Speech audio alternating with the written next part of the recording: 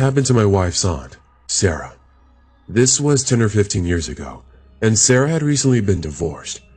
Her husband moved out, and Sarah continued living in the house by herself for some time after that. The house was in a typical neighborhood, and wasn't secluded or off by itself or anything like that. As Sarah became used to living alone again, she felt like she kept hearing things in her attic, and began to wonder what was making the noises she was hearing. She called the authorities, and had them come sweep the attic looking for anything. Unfortunately for her though, they didn't really find anything, and just said it was probably a squirrel or a raccoon. In the days after the authorities came to the house, she felt like the noises were getting louder and louder, that there was no way it was just a small animal. She called them again a week later, and the same thing happened. They didn't find anything yet, and everything continued. A few days after the second call, Sarah came home from work earlier than usual. Fortunately for her, she had started dating during that time, and her boyfriend was with her when she came home that day. As she got out of the car in her garage, she noticed something out of place. Right at the door were a pair of Muddy Man's boots. Now, I'd like to think that if she'd been alone, she had had enough sense to not enter her house at that point. But luckily, her boyfriend was with her. They cautiously entered the house and discovered upon opening the door, there was a man standing in the laundry room. He was doing his laundry. Sarah went to call the authorities, but the phone wasn't working, and she ended up going to the next door to use the phone. I'm fuzzy on details here, but they managed to keep him in place in time for the police to arrive, and they took him away. Well, it turns out that this guy had access to her house somehow, and he had indeed been spending time in the attic. The authorities found a small hole in the attic above her bedroom, and on that day, he had cut the phone line and put a knife under her pillow. Who knows what would have happened had she come home by herself, but thankfully, that never did happen. I don't know any more details about the guy, other than the fact that they took him away, and presumably he spent some time in jail. Number 2. This story isn't as nerve-wracking as others, but nonetheless, here we go. First, I need to set the scene and give you an idea of the layout of the neighborhood. The road that my nanny lived on was on a dead-end road, and at the time, it was mostly just family living there. The road is actually named after my great-great-grandpa. Anyways, my uncle's house is the first family house you reach in the curve. Then beside him is my great-uncle. Beside him was an old 200-year-old house that my great-great-grandpa used to live in. It was old and uninhabitable except for snakes, birds, opossums, and raccoons. Besides the old house was my nanny, and beside her was where I used to live, until my parents bought more land somewhere else and they built a house there. They did, however, pass on our old home to my oldest sister and my little nephew at the time, and around the curve down at the bottom of the hill was where my uncle lived. Across the road was a huge piece of land that was basically an old empty overgrown field that at one point in time used to belong to our family. Now, I don't really remember this one, but whichever family member passed away, it was sold, but the field stayed untouched for well over 18 years. My cousins and I used to ride dirt bikes over there, and we had forts and tree houses all over the place. Through the more wooded part of the field, there was another small neighborhood where Miss Ballore lived. She and my nanny were good friends, and what brought them together was that my nanny was a seamstress. She could make you anything. She made all of your Halloween costumes, she made your wedding dresses, prom dresses, you name it. The police and fire department even came to her to sew their patches on uniforms. By word of mouth, my nanny had a lot of customers, and they became lifelong friends like Miss Ballore. Miss Ballore had lived in a nice house at the end of the cul-de-sac of a road, on a nice shaded fairly good-sized piece of property. She was married to a very nice man, and had 3 daughters. She had one of those houses where the attic had a door with a staircase going up. In fact, it was actually big enough to be used as an extra bedroom, and her daughters did use it as a playroom. Anyways, after her daughters grew up, she got married and moved out, and no one really used the attic anymore. It basically became a storage area, although Miss Ballore didn't really store much up there, so no one really had any need to go up there anymore. Sadly, Mr. Ballore passed away at the age of 70, and Miss Ballore, who was 67 at the time, found herself alone in the big house. For a while after he passed, her daughters and other various family members would stay with her, until she got used to being alone again. After a few months, she adjusted to his passing and life went on. After a few years, Miss Ballore became forgetful, misplaced a lot of things, and forgot appointments and so on. At the same time, she also started to complain of hearing footsteps at the attic at night. Now, this happened at certain times throughout the day as well. In fact, she would even hear voices coming from up there. She also said that she noticed that food would go missing, and that it appeared as if somebody used her dishes and washed them and left them in the sink to dry. Of course, with her having early signs of dementia, everyone just thought she was just imagining things, and that maybe she forgot she ate the food or didn't even buy it at all, and just thought she did. The thing is, she swore and was very adamant that she wasn't making it up. No one ever bothered to go up to the attic and check to see if in fact that she would be telling the truth. It was sad, and the way she explained the noises she heard, the voices and the missing food and dishes, you could just tell that this lady was serious. She knew what she was talking about, and in no way would she ever believe it was her dementia kicking in. My nanny believed her, even called one of her daughters to try and see if they could at least check into it. But they said that there was no one in her attic, and that her mind was getting worse.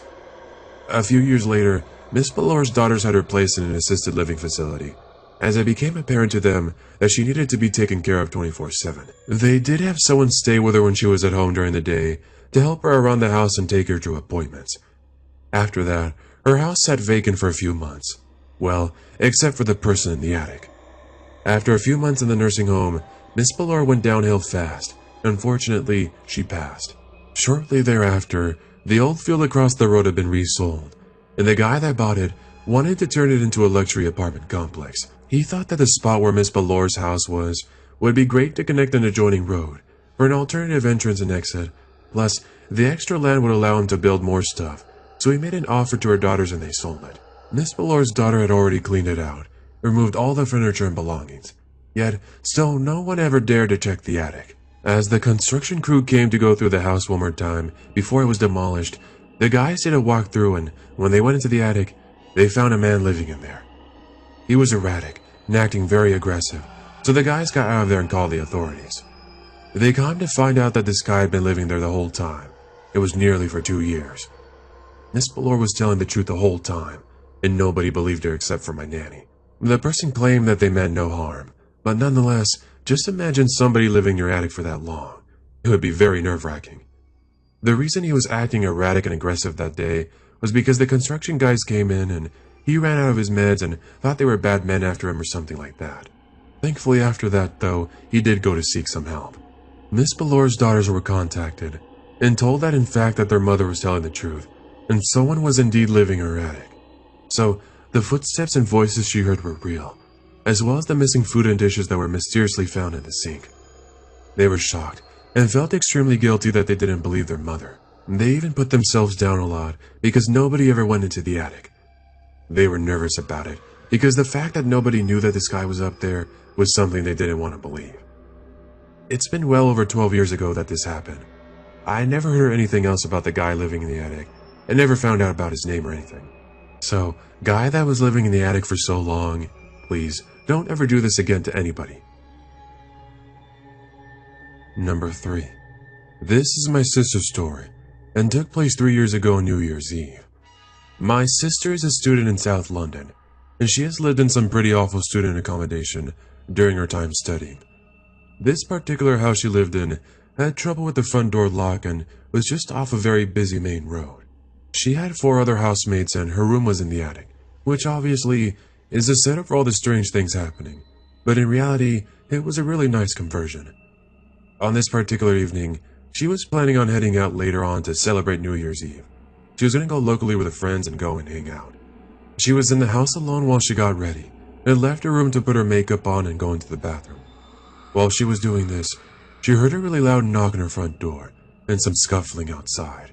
Assuming it was one of her housemates coming back to grab something, she went downstairs to let them in. As she got close to the door, she heard voices she didn't recognize, and could see the shapes of 2 people through the frosted glass. We lived here all our lives, and we're both basically probably quick to not trust the situation. So, she kept quiet and slowly made her way back upstairs. Oh, that's when the door literally flies open, and a man and a woman come flying in. She could smell the alcohol in these 2 from a floor up, and from the way they were talking, she could tell they were totally off their faces. As they immediately start to force entry into the first bedroom, on the ground floor, my sister in a panic makes a dash up the staircase, right to the attic room, to stay out of their way while they did their thing. In her room, she finds her phone and immediately calls the authorities, and tells the operator what's going on as quietly as possible. They told her they would be there in 12 minutes, but to her, they felt like forever. She begins to hear banging and smashing noises from downstairs, and they start to move up the house. It is of course at this moment that she remembers that staircase which leads up to the attic is still down. You see, she hadn't had time to pull it up when she went upstairs. To counter this, she moves every item of furniture over the trap door, and then sits on top of it all to stop them from gaining entry. As she sits there, too nervous to even breathe and her heartbeat racing, she hears them kick down the very last door in the house, right next to the staircase. The woman is screaming and smashing things up. The man is shouting instructions about what items to take. This whole time, they didn't even bother to be quiet. I think that's what made the situation worse. She hasn't got a doubt that if a person confronted them, or if they found someone in the house, they would maybe become very violent. As it becomes obvious to both of them that the last place to check is her room, she hears the most beautiful sound anyone has ever heard. She hears the sound of the officers. Now, these two people might have been out of it, but they know what this meant. The guy just clean jumps out the second floor window, lands on the shed, escapes over the garden fence. But the woman can't figure out what way to run and is caught by the authorities, screaming, biting, and scratching. My sister, sitting on top of a chest of drawers over the trap door, exactly the same position she had been for those seemingly never-ending 12 minutes, can only bring herself to open the trap door once they tell her everything's over and she can come out again. The devastation of the house is horrible. It makes her so grateful that she had a place to hide, but it also compounds just how nerve-wracking the whole thing was. Well, she ends up speaking to them. She gives them the full statement and then calls her mom. She goes to stay with my mom and little sister for a few days, then moves in with her boyfriend who is also a student at the time. She only returns to collect her stuff, which at least thankfully was still around. Everyone else, door locked or unlocked, had their valuables stolen. The story strikes me with its total dread. It is probably the most nerve-wracking thing I've ever heard. Imagining what it must have been like for her makes me absolutely sick. The man never got caught, and the landlord tried to make my sister keep paying her rent, even after she moved out. Either way, at the end of the day, everything was sorted out, and everything went back to normal. Number 4. So, this happened when I was in high school, still living with my parents and my younger brother in a house in the suburbs. The area I grew up in was really quiet and safe, and we lived in the Midwest, and this town was as Midwest as you can get. This means that everybody knew each other, and even strangers were really sweet with you and eager to help, with of course some exceptions. Our neighborhood was the kind where every third house had the same layout, so everyone was pretty much living on an equal level, no one bigger than one another. That meant everyone got along pretty well, and there was hardly any crime since everyone was coming from similar financial backgrounds. So it would be an understatement to say I felt safe where I lived. That was until these weird things started to happen. These were small things, pretty consequential in the moment, but when I look back at everything, I always connect them thinking there was something weird going on. The story starts at the beginning of my junior year of high school. One morning, I had woken up early to put away some clothes, and because I'm weird about things, I made sure all of my dressers and doors were closed before I left. I was the last one out of the house, because I had a doctor's appointment and the first one back. I also make sure to ask too. But when I come back to my room, my door wasn't closed all the way. My closet was completely open. I thought it was weird and brushed it off, but this happened more than once. I'd sometimes be missing t-shirts or pants after that, but told myself I was just being dumb and probably lost them somewhere else. Another night, after I had gone to bed, I was woken up by the sound of footsteps coming up the stairs.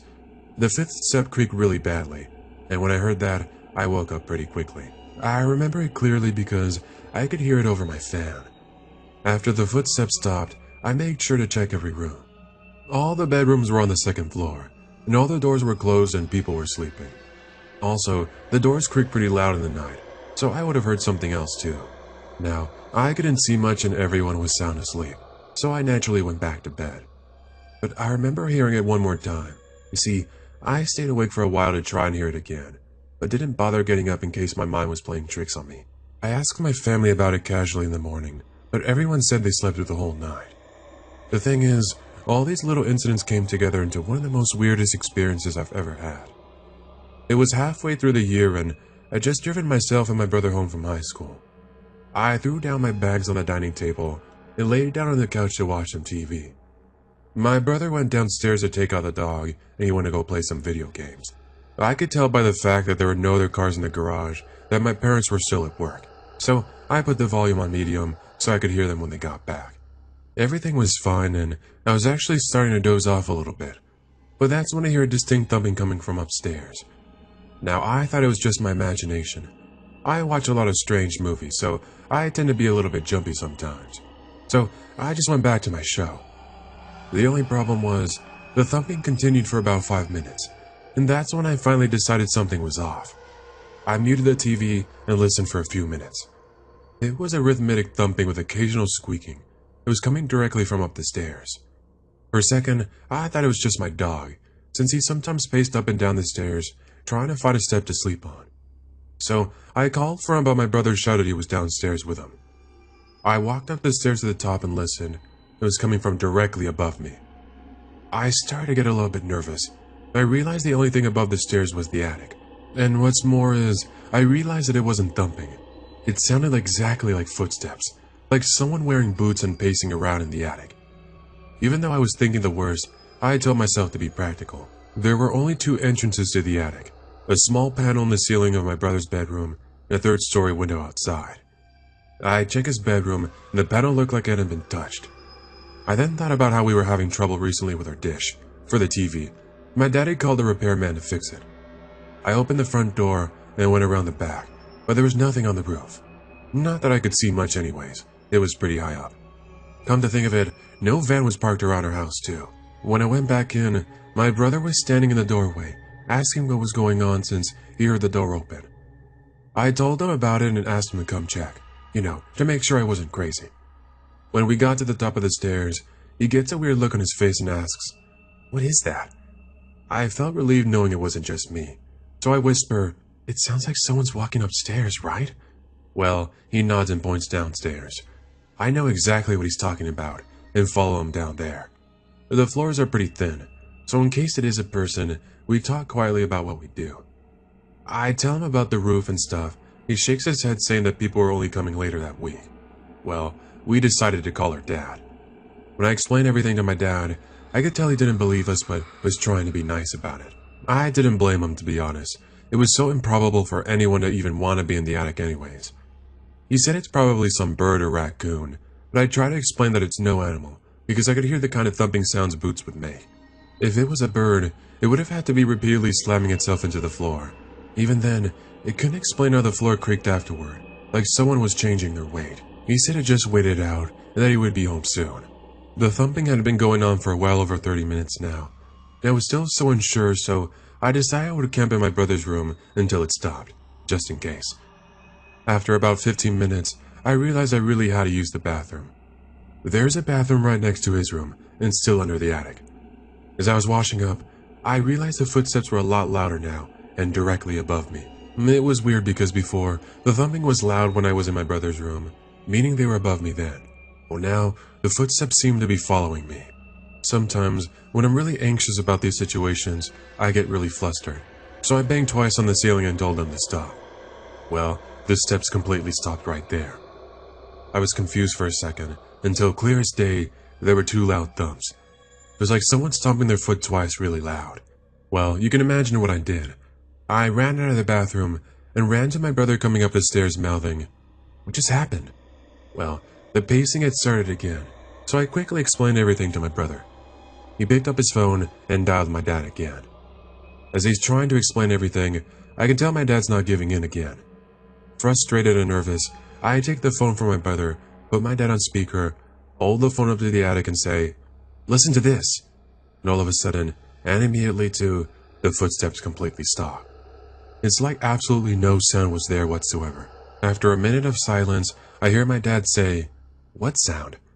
My brother and I just look at each other and bolt down the stairs after that. I tell my dad to just come home quick, and that we will wait downstairs for him. He said he was pulling up the driveway, so we opened the door and ran out to him. After my brother and I explained things quickly and short-breathed, and to his credit, we did sound a little bit strange. He follows us upstairs to where the sound was coming from. But now, there's absolutely no sound, and even though we ask him several times to take a look, he laughs and says we're just overreacting, and there's nothing there. And taking out the panel might cause some damage to the ceiling. We don't know because we've never tried to look up there.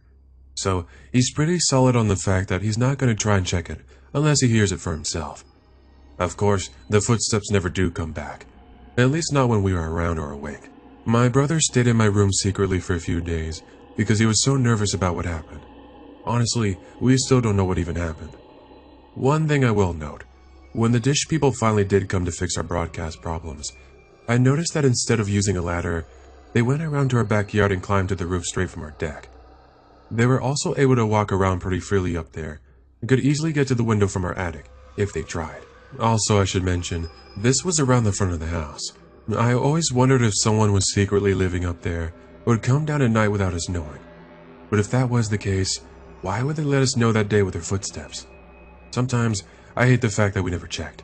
But either way, stranger in the attic, I hope we don't meet. Number 5. This is actually my friend's story, but I was almost a daily guest at their house, so I think I might be able to tell it like she would.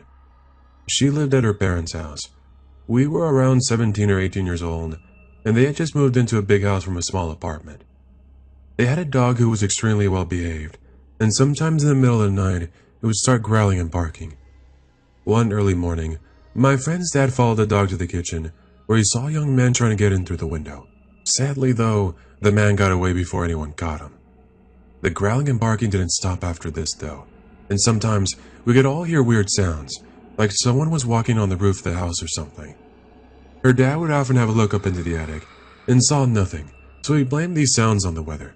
He said something along the lines of changes in heat and cold and humidity making the wood crackle. Well, this went on for a few years. A few nights a week, the dog would growl and they would hear what sounded like footsteps. I spent some nights there, and one time, my friend woke me up just to make me listen. Years later, a few years after my friend moved out from her parents' place, her dad was doing something in the attic when he found a tiny little door in the far corner. He had never noticed it before because this corner of the attic was really dark. He opened the tiny little door, and what he saw in the beam of his flashlight really sent chills down everybody's spine. He saw a dirty mattress, some burnt-out candles, and candy wrappers. It's been years since she told me about what her father saw, but I still get goosebumps thinking about it. Someone had actually been living in their attic the whole time. Maybe the guy who tried to climb in through the window? Well, I still don't know. Number 6. I'm a 22-year-old university student, living with just my friend. I love staying up late, either playing video games or just chatting to my friends on Skype. My friend, however, is very predictable and goes to bed at around 11. Showers at 10:30 like clockwork, and it's a night. So I stayed up until 2 in the morning and I have the top floor. I have one huge window that is slanted on the roof that I always keep the blinds open to. And when I say it's huge, it is. I've often climbed through it to chill on my roof and watch the stars. There's also a lot of space for me. At around 2 or 3 in the morning, I climb into bed. Boxers only, and I'm watching videos until I drift off, facing away from the window I normally looked at. While watching a video on my phone, I kept hearing creaking. Assuming it was the video that was causing this, I ignored it. The video ended, and I was just about to choose another longer one. That's when the creaking came again. The walls are paper thin. Now I've had somebody break in before, so I was a little on edge. I calmed myself by switching sides, just in case anybody came to the door. Also, it was the same side as my window. The creaking continued until it felt to be in my room. My eyes couldn't believe what I saw next. A figure slowly manifested in my window. First a head, and then a body. It was consuming my window. I waited and tried to make it out, just staring at it thinking it was my mind. Tap, tap, tap on the window glass. It was real. It was a real person. I jumped out of my bed and preparing to defend myself. I ended up calling to my friend to come up here right away. Unfortunately for me, though, he never did come up. After staring at me through the attic window for some time, it felt like hours, but it was only for a few seconds. He jumped away and left. Since then, I've had other weird experiences and strange things happening near the house, but I haven't been able to explain what it is. I have a feeling it could be this guy, but I'm not too sure. Number 7. When I was 10 years old, my parents sent me to a summer camp in a village in Spain. We were around 30 kids, all between the ages of 10 and 13 years old, with 6 camp monitors all in their 20s.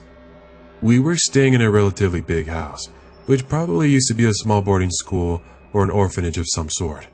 From the first week I arrived, I already started hearing stories about the attic and how somebody apparently lived up there. Now, I don't really remember the story too well, but that's what the kids claimed.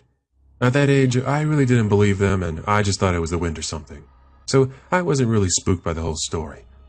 One day, however, I was talking with another girl about the person in the attic. A female camp monitor was also around, so we asked her what she thought about the story. She didn't want to answer it at first, but when we kept insisting, she got unexpectedly upset. "Don't talk about that stuff. Seriously, it's not funny." And she left looking annoyed. Since I thought all of this was pretty weird, I later went to ask the other monitor about what she got upset for. At first, he didn't want to talk about it, but I insisted because I could tell there was something up. Finally, he said, All right. I'll tell you. But you have to swear you won't tell any other kids about this, alright?" I promised not to, and he went on to tell me the story.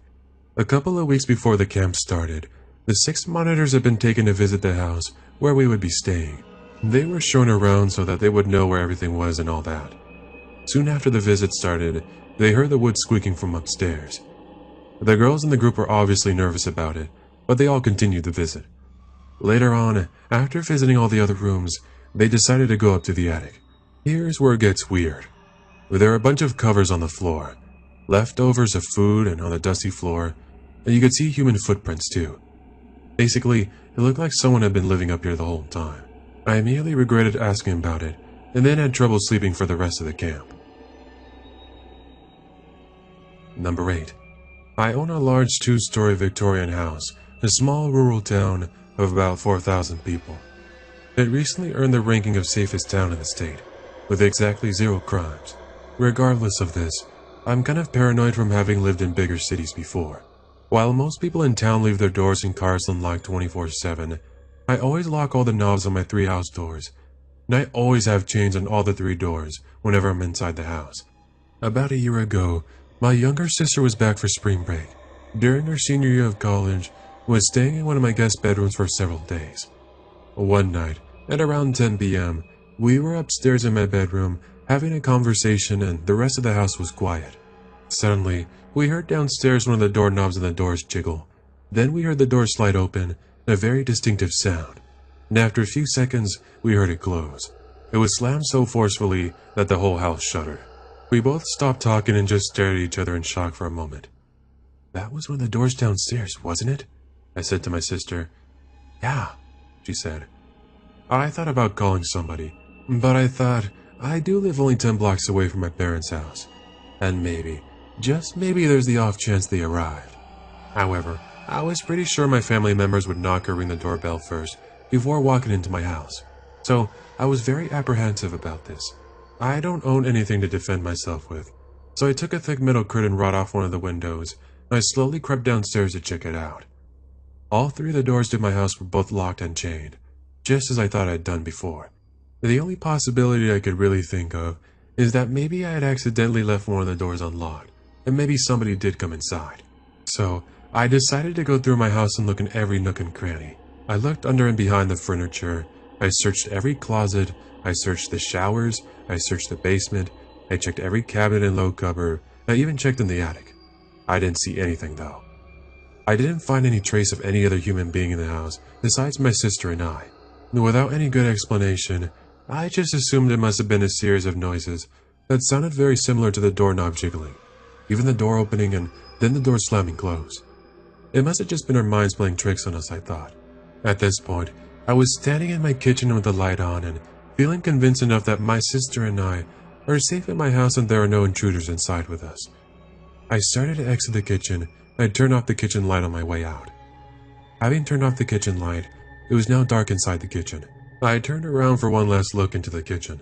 2 of the doors that can be used to enter my house are located in the kitchen, and one of them has a large glass pane embedded in the upper half of the door, so you can see outside. I looked at the window, and in the faint light of the street lamps, I saw what almost appeared to be the shape of a face in the door. My first thought was that maybe it was just a trick of the light, so I slowly moved around the dark kitchen toward the door to get a better look at the window. When I got about 10 steps away from the window, I squinted my eyes in the dark and saw that yes, it definitely was a person there. I froze in place and just stared at this man's face, unsure of what to do. After a few seconds, the man's eyes locked with mine. A very surprised expression came over his face, as though I startled him or something. The man outside then darted away and sprinted off into the darkness. I rushed up to the door and peered through the window to see if I could see anything, but I couldn't. I went from window to window inside my house and did another check around the perimeter of my property for any sort of intruders. Once I was satisfied that he was gone, I went back upstairs and told my sister everything. I wondered whether or not to call somebody, and she eventually convinced me not to do it, because at this point, it doesn't look like anything's wrong. Plus, it wouldn't be worth the time and effort. To this day, I still don't know how a door that was locked and chained from the inside managed to get open from the outside. Then, it was closed, locked, and chained again. Maybe my sisters and my brains misinterpreted some other noises, but we both agreed it sounded exactly like the door being open, and then closed behind it. Besides, seeing a trespasser looking outside the window is definitely suspicious. I just don't know what to think about the whole thing, even to this day. Number 9. About 3 years ago, my parents purchased a bank foreclosed property. It was a 10,000 square foot mansion, which they planned to renovate and either turn it into an event hall or flip the house. While construction was going on, we needed someone to stay at the house and watch over everything.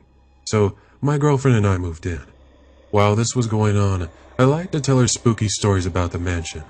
Well, let's just say she didn't appreciate that.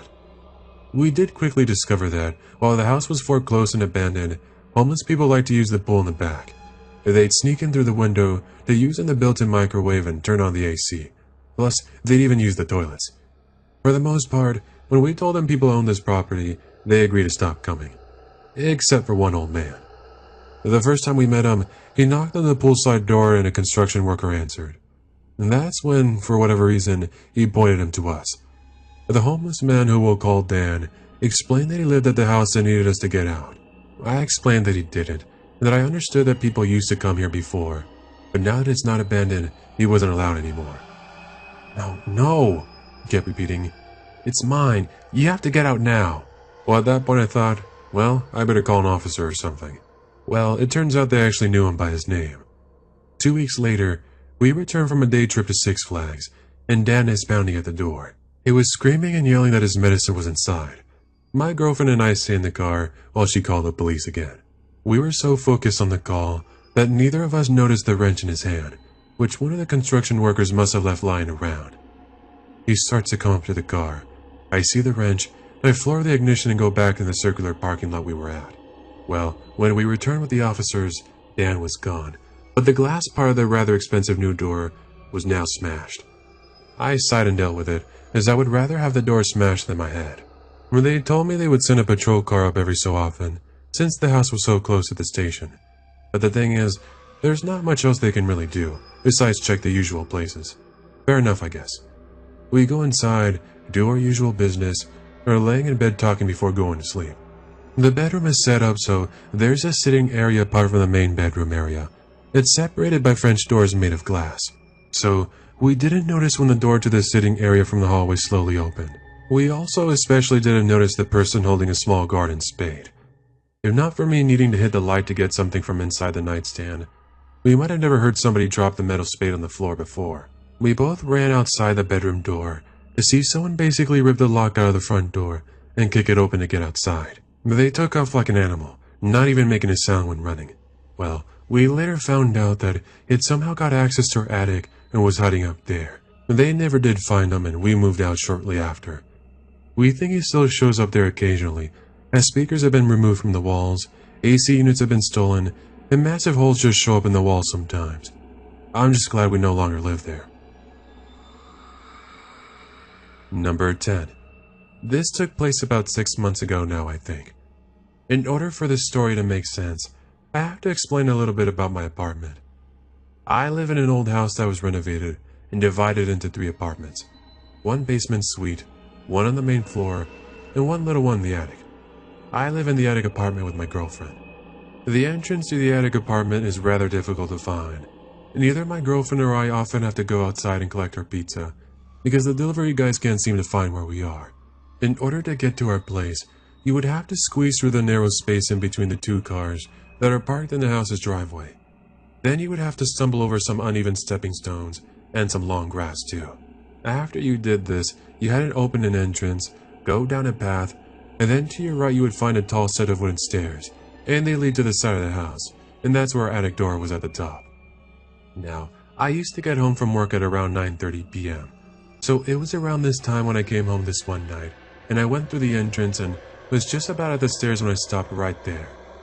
There was a man sprawled out on the front across the bottom of the stairs. Apparently, he was either asleep or he was passed out. He was lying vertically and had one arm stretched above his head, kind of like he was reaching out for something.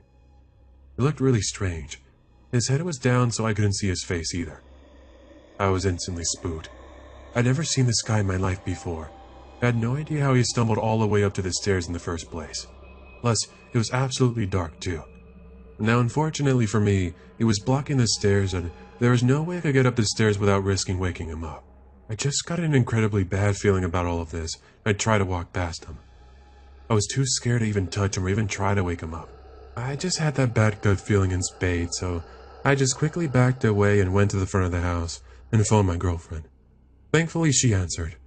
I asked her if she was home, and then I told her about the guy on the steps. She must have thought I was joking or something. She pretty much told me there couldn't be a guy there, because she had just literally come home minutes before, and she never did see anybody or even any sign of anybody. She also hadn't heard any noises or anything from outside. From inside her apartment, we could always hear someone coming up the steps, and we usually hear the entrance shut too. So one would assume the sound of a large muscular man that's stumbling through the entrance, then falling on the steps, well, you'd imagine he'd make a noise. Apparently not. I insisted that there was seriously a guy sprawled out on the stairs, and I was just too nervous to go around him. After opening the door and looking out, she could see I was entirely correct. So, not sure what to do, we asked for an officer to be sent over. Well, they did send one over, along with an ambulance, a fire truck, and all with the sirens blaring. Well, eventually they arrived, and they took the man away. I've never seen him since, and I just hope I never do. Ever since it happened, I've had really bad paranoia. But I really got the feeling that he was just waiting for me to get too close to him. Just sends chills down my spine thinking about it. And when I first started, it was like the Wild West of pre-hospital medicine. We all had great training, and we knew how to respond to pretty much every emergency. But we were often, and are still often, mistaken for the glorified taxicab drivers. On any given night, I would come in, check out my ambulance to make sure I was full stocked and functional. Then my partner and I would bounce from station to station until someone would call because they had an emergency ranging from a gunshot wound to the head of a stubbed toe. No joke. I've ran calls at 3 a.m. for a stubbed frickin' toe. Anyways, people often ask me, what's the worst thing you've ever seen? The truth is, they don't want to know. You don't want to know, they don't want to know, and I don't want to tell it. So, I won't. Maybe one day I'll write about it as a sequel to this. But honestly, it's short. It sucks and neither of us will leave feeling like anything less than shit. What I will do is break the ice to the possibility of a bunch of stories with hands down the weirdest call I've ever ran into. That is that story. Just north of Hemet is a city called San Jacinto. In the northernmost part of this town is a large, sprawling complex for a very controversial religious organization. Google it, it's not a secret. But I don't care to call them out by name as they tend to be very vengeful and I do have a career that I'd like to keep. If you can find it quickly, just look up San Jacinto Golden Era. You'll figure it out. As a young medic, I worked a graveyard shift. One night around 3 a.m., we received a call for a man down, located at the aforementioned compound. Man down can literally mean anything. When someone calls 911, the phone call goes directly to the local police or even the sheriff's department. If the call is determined to be of medical nature, it is forwarded to the fire department that will then call out their fire station over the radio. And from there, the private ambulance company will listen to that radio call and then tell us what the call is. While we can sometimes hear this chain of events over the radio, is often a complex game of telephone in which my uncle fell down the stairs and had a large laceration across the leg. Turns into man down. So as usual, we hopped into the ambulance and drove to the compound with lights and sirens blaring.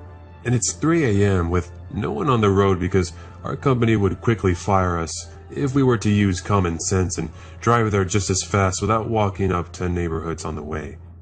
Upon arriving at the compound, we were greeted with an open gate. This gate was always closed. A couple of guys standing by it, and one dude on a dirt bike. No joke, dude was on a frickin' dirt bike. At the gate, I rolled the window down to speak to one of the guys at the gate, and he just pointed to the guy on the dirt bike. At which point, this guy on the dirt bike took off.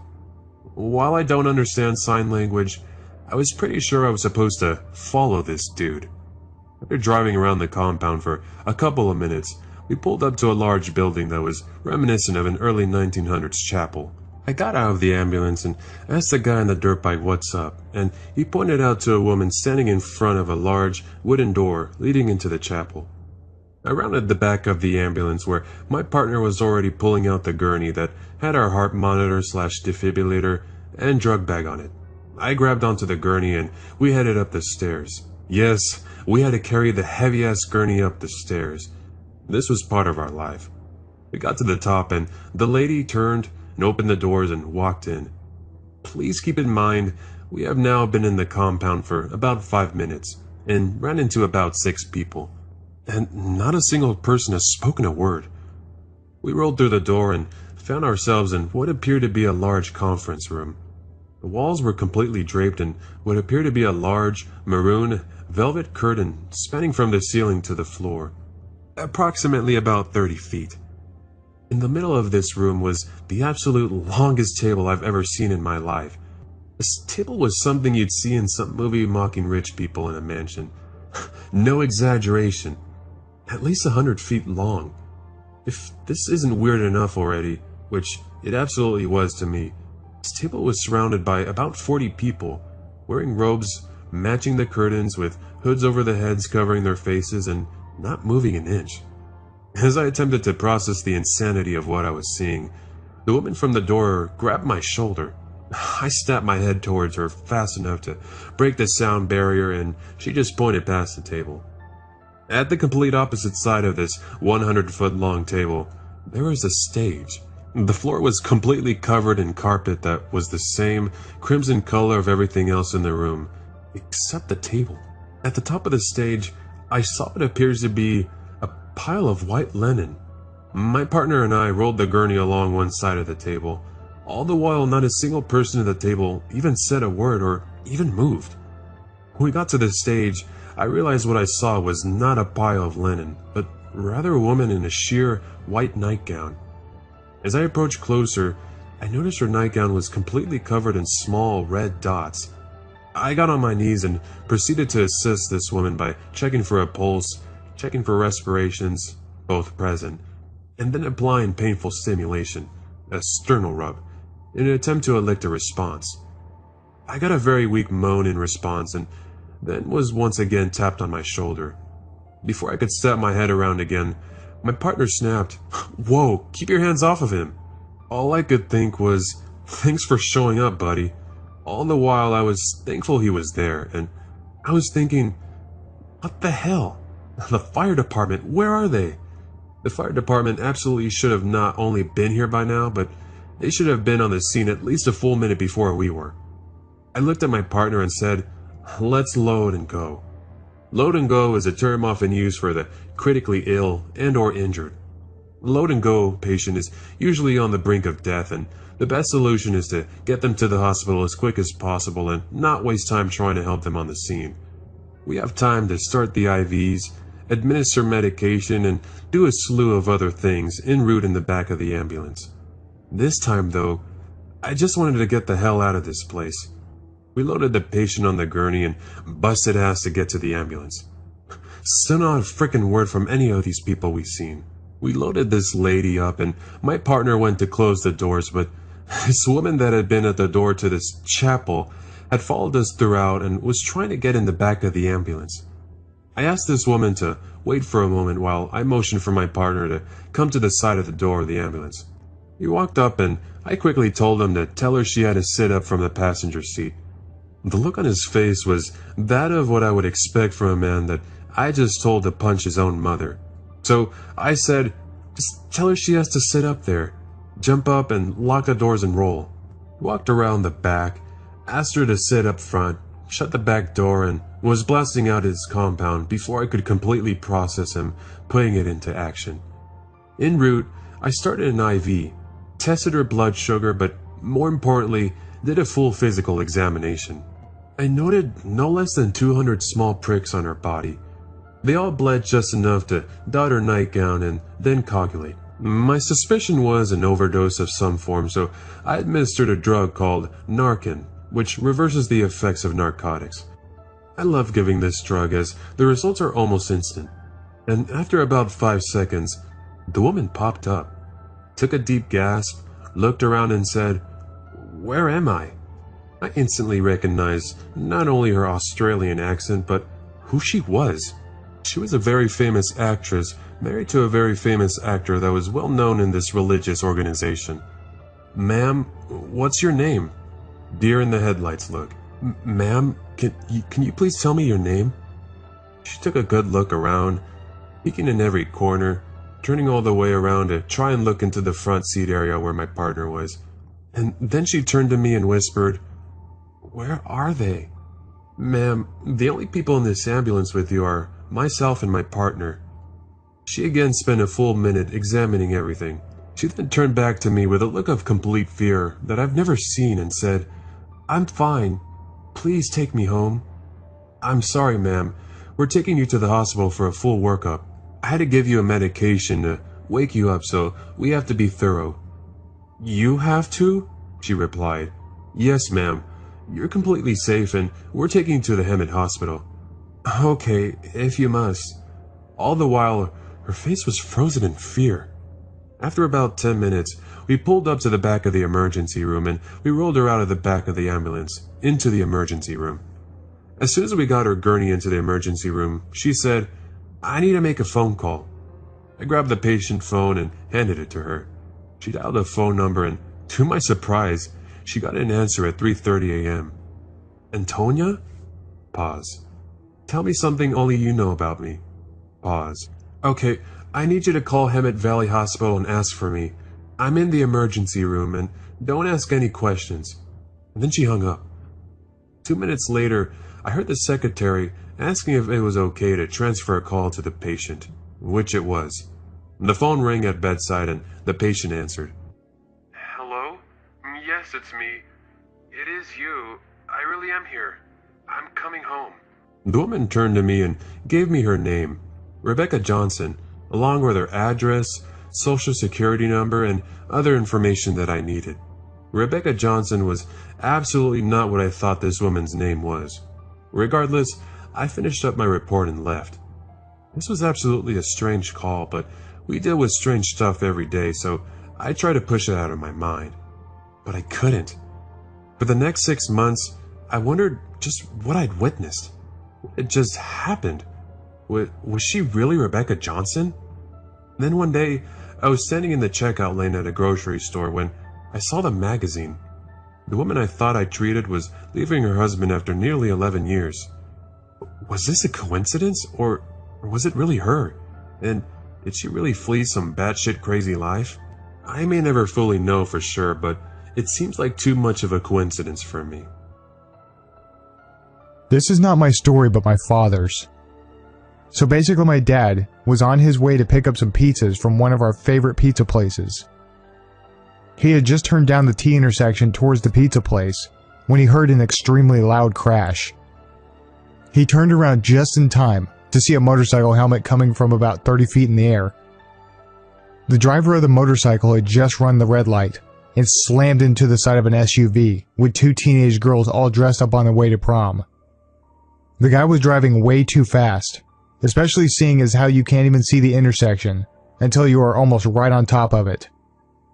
When he hit the side of the SUV, his face hit right at the bottom of the window at the driver's side rear door. It threw his helmet off straight up into the air, shattered the window, left a huge dent in the door, and covered the exterior of the car and the poor girls in their white prom dresses with specks of blood. My dad pulled over in a nearby parking lot and rushed over to help. At this point in time, a couple of people had already gotten out due to the man's condition. They were just standing there in shock. The man had taken almost all of the force of the crash directly to his face around his jaw. At this point in time, he was laying in the middle of the intersection with blood streaming out of his mouth. He was in bad shape, but was still trying to breathe. My dad saw this and attempted to clear his airway. He used his fingers to scoop out enough blood from the man's mouth so he could breathe, and then attempted to pull his tongue and jaw down to open his airway. He described the man's chin as literally having absolutely no structure, as the bones had been pulverized. He compared the feeling of this man's jaw to a handful of mush. He continued to stabilize the man's neck and hold his airway open until the ambulance arrived. It took the ambulance a good 10 minutes to show up, and had my dad not been there to help this guy, he would surely be dead. He let the paramedics know his name, and that he was an anesthesiologist, and gave him a quick rundown about what he already knew. Once the man had been taken away, my dad decided it was now time to wash off. He walked the short distance to the pizza place. His forearms were pretty bloody at the time, and said it was quite amusing to see the look on people's faces as he asked them to open the doors to the pizza place in the restroom, with arms covered in blood. He washed up, grabbed the pizzas, and came home. The man ended up suffering multiple fractures and a couple of different vertebrae, an almost non-existent jaw and other facial features, broken collarbone, broken ribs, collapsed lung, amongst a slew of other things. Now, my dad, having worked in a hospital for almost 20 years, with an extremely busy emergency room, really did not think much of this at the time. He was simply doing the kind of things that he would just do on a daily basis, just outside of the normal environment. I myself did not hear about this situation until 2 days later. Now, this is the thing about this I find the coolest about this whole story. Fast forward a year. 1 year to the day of the accident exactly. My dad is at work when he gets a page to come down to the main lobby. As he comes into the lobby, he notices this man standing there and thought he looked kind of familiar. Without much hesitation, the man comes up to my dad, wraps his arms around him, and just starts bawling. My dad instantly realizes who this man was and started crying himself. The man repeated over and over under the tears, "Thank you! You saved my life!" They continued to chat a little bit about the man's physical therapy and how it was going. I don't think they have kept in contact, but my dad said it was one of the best experiences of his life. Hey guys, what's going on? It's the Creepy Fox here, and for all things abandoned. From houses to stately mansions, to churches, castles, and even old factories.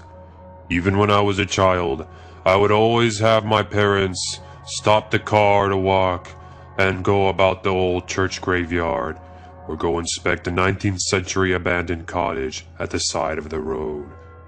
Being a history nerd, I love walking around these secluded, ghostly lost in time spaces, wondering who lived or worked here, how they died, or how many children they have, where they were buried, so on and so forth.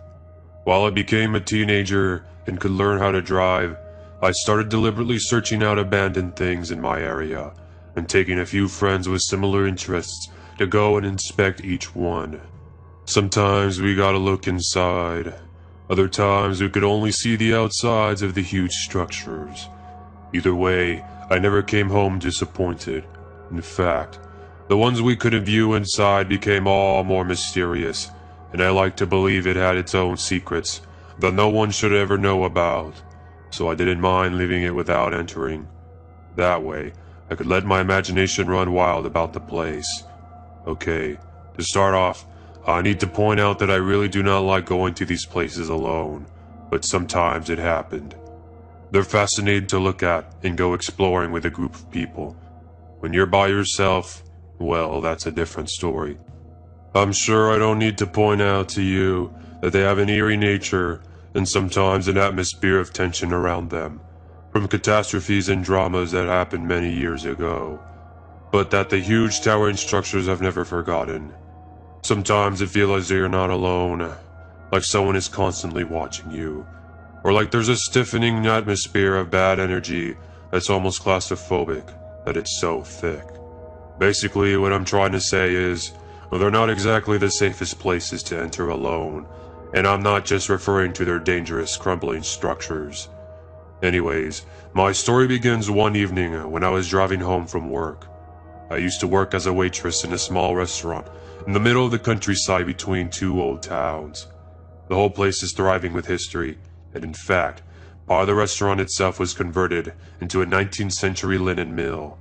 Some said it was haunted, and a few of the staff I worked with claimed wholeheartedly that they used to hear things coming from the empty rooms upstairs, or went to the locked store they were just in to find things rearranged, missing, and spare chairs overturned.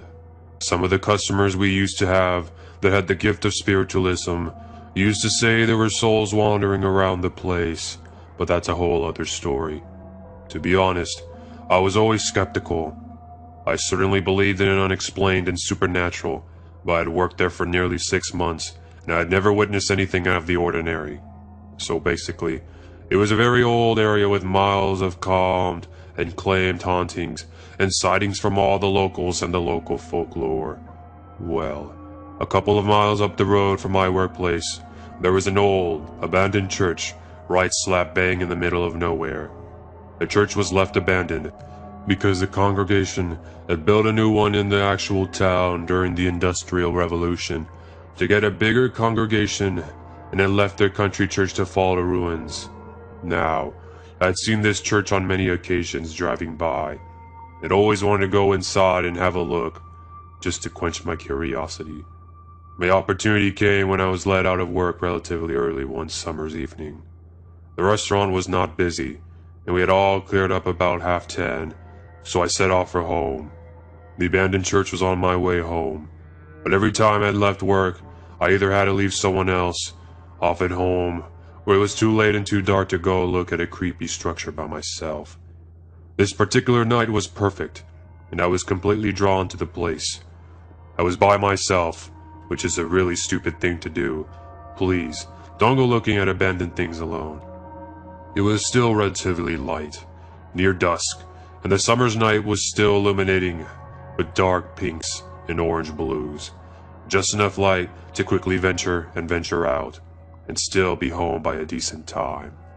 I pulled up to the Erie Church, which was on a small hill and overgrown with ivy on the outside walls. A beautiful sentiment of bygone years.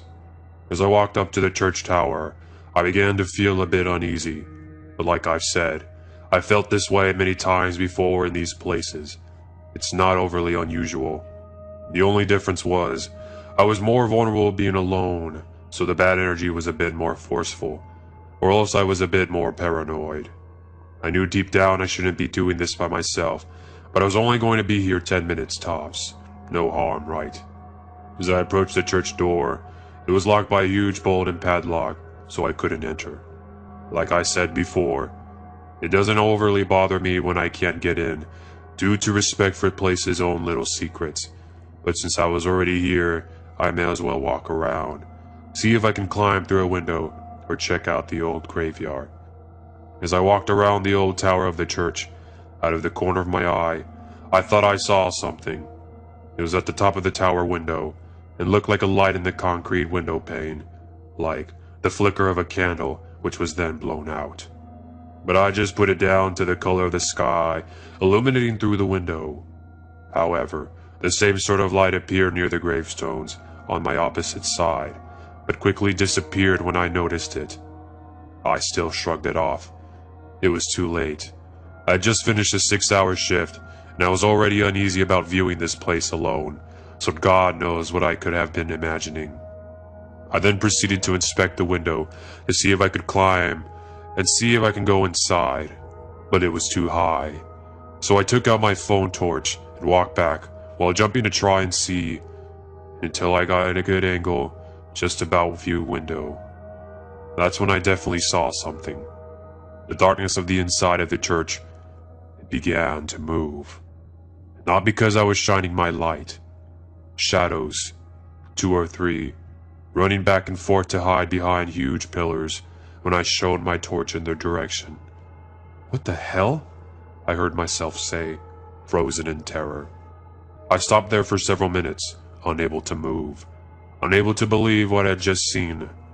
Had I just come to face with figures from this church's past? As I freaked out, I regained my composure, and the curiosity set in. I needed to know what was behind those 4 walls of the church tower, my skeptical mind in need of proof that I came close to the supernatural. I walked up the bolted door and tried to push, my heart pounding, and my brain telling me how bad of a decision this whole thing was. There was a small give in the door, just enough for me to see the side of the concrete wall on the inside.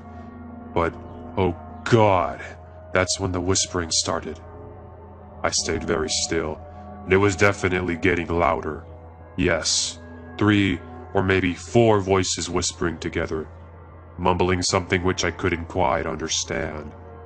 As I put my face closer to the bolted door, suddenly there was a very loud scream, and the door slammed straight in my face. Dust flying everywhere, and a splinter in my nose, which started to bleed, but I was too freaked out to notice. Without hesitation, I absolutely sprinted back to my car in complete fear, and drove off down the road back home, well over the speed limit. Something in that structure did not want me snooping around, and I sure as hell won't be going back. I was hysterically crying and shaking, was praying to God nothing had latched onto me and was following me home. I've seen enough horror movies to speculate. I'd never experienced anything so vivid and unreal in my entire life. I explained to my parents when I got home why I was in such a state, but they did not believe me. "Sarah, you scared yourself in the dark. Ghosts, they aren't real. Look at the blood on your nose. You could have had a concussion," and then proceeded to lecture me about how dangerous it was to go alone. Even now, I'm very uneasy driving past that church. Now I know what lies in its 4 walls. Soon after my experience, I quit my job. I just couldn't hack being in the area and having to drive past the church every time I had a shift. When I was older, I asked my aunt, who is a bit of a local history buff, about the church, but never mentioning my experience. I simply asked her the history about it, and she told me the congregation didn't just up and leave the town because of the Industrial Revolution, as I heard, but sources claim they were forced out by malevolence and strange occurrings in the church, which some had linked to a witch. The minister apparently went mad too, and in recent years, to top it all off, some boys were caught practicing Satanism and occult rituals in the church only about 20 years ago. That's all my aunt said, and I still don't know what's in that church. All I know is that I will never go back. I don't want to find out. Nor have I ever looked at anything abandoned alone again. Number 2. I don't know what it is. It must be a combination of everything. I love researching a location, reading about who occupied it, what purpose it served, why it shut down, then looking for clues of the history throughout the location. I won't tell you my name, for obvious legal reasons, since I literally trespass for a living, but you can refer to me as Mills. And yes, I make a living exploring abandoned locations. I have a very popular Instagram account where I house my photos that I take in each location. I've written 2 books and host a few websites. I won't reveal the titles of any of my work. I started exploring abandoned locations about 6 years ago, the night before I turned 14. Not being able to sleep the night before my birthday, I decided to grab a flashlight and head over to an old farmhouse. It was a property with 2-story houses and about 70 acres. There was no scary stories surrounding the house, or murders, or anything that ever went around. Just a house that had been abandoned years ago, maybe decades. For the entire time I lived in the county, That same sign stood by the road. It said, "For sale," with a huge sold sticker slapped on top of it. Even after we moved, that sign stayed in the same spot for a long, long time. Looking back, I don't think it was actually ever sold, or even up for sale. When I think of it, I don't remember it taking long to get there, but it was at least 3-mile walk, not even mentioning the massive gravel driveway. The house was quite effectively hidden from the road by thick trees, which was abnormal where I lived. A small creek ran through the property, which fed in from the county lake.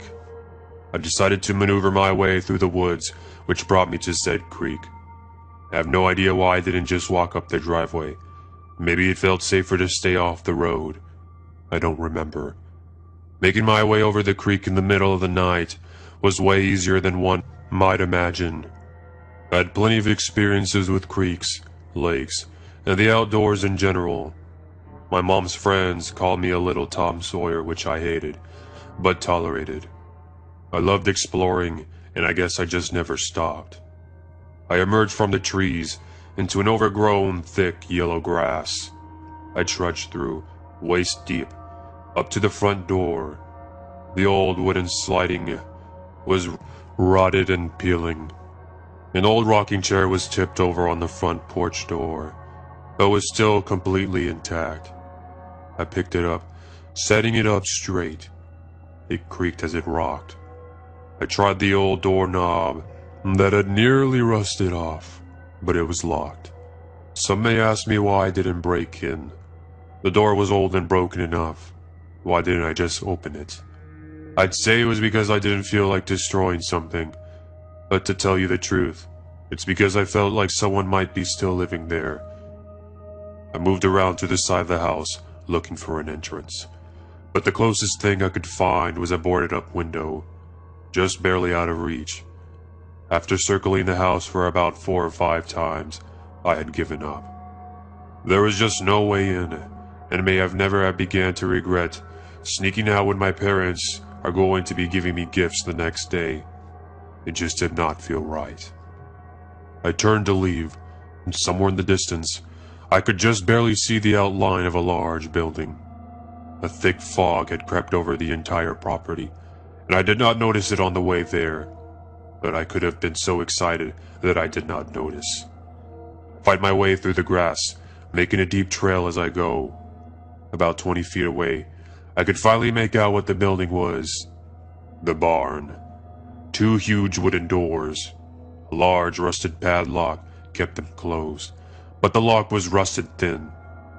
I gave it a twist, and it split into 2 pieces. Not as cool as the house, but better than giving up. Besides, maybe there was still some cool cowboy stuff in here. I slide the one of the doors open. It makes the loudest sound I think I've ever heard, which is when I noticed the smell. A stench that I still haven't ever smelt again. This only piqued my curiosity. I picked my dad's flashlight out of my backpack. I have no idea why I thought it was a good idea to bring a backpack when I only carried a flashlight, a bottle of water, and a notebook from school. I click on my light. Huge splintered wooden beams keep the roof from caving in to the top of me. There are 4 horse stalls on each side, leading to a large opening that I couldn't quite see yet. It's massive on the inside. I had no idea from looking at the exterior through the fog. Each horse pen is closed shut, so I swung each wooden door open with ease. After inspection, the horse stalls didn't have anything worth mentioning in my excerpt, except for one of them, which had an old leather horse saddle. I remember that being one of the coolest things I'd ever seen. As I continued, the stench became almost unbearable, making me cover my nose with my shirt, which didn't help much. Now that I think of it, this was the only building that didn't have any graffiti in it. Not one drop of paint. I've visited over 200 locations, and to this day I still have yet to find a second location without graffiti. The first thing I noticed in the huge opening was the mattress. An old queen-size spring mattress, dirty and stained. Nearby a 3-foot-long thick, Silver chain is bolted to the wall. A small metal cuff hooked to the end. I couldn't move. I froze. I couldn't speak, think, or feel. I'll never forget the sudden warmth that came over my entire body. There was nothing I wanted to do than get the hell out of there, but I didn't. I stayed. Next to the mattress, a stack of papers with dirty drawings. They were drawn with fat markers, stick figures in multiple sex positions, with sex organs drawn onto each one. I didn't think much of those. I think I remember seeing dirty water bottles scattered across the floor, but the image is blurry in my mind, while every other detail is crystal clear. I turned my flashlight to the other side of the room. A chest. A huge, raggedy chest wrapped in leather. The feeling comes back in my feet. I take a slow, quiet step towards it. Attached to the front is a large cast iron lock. It looks medieval. A large metal key sticks out of the lock.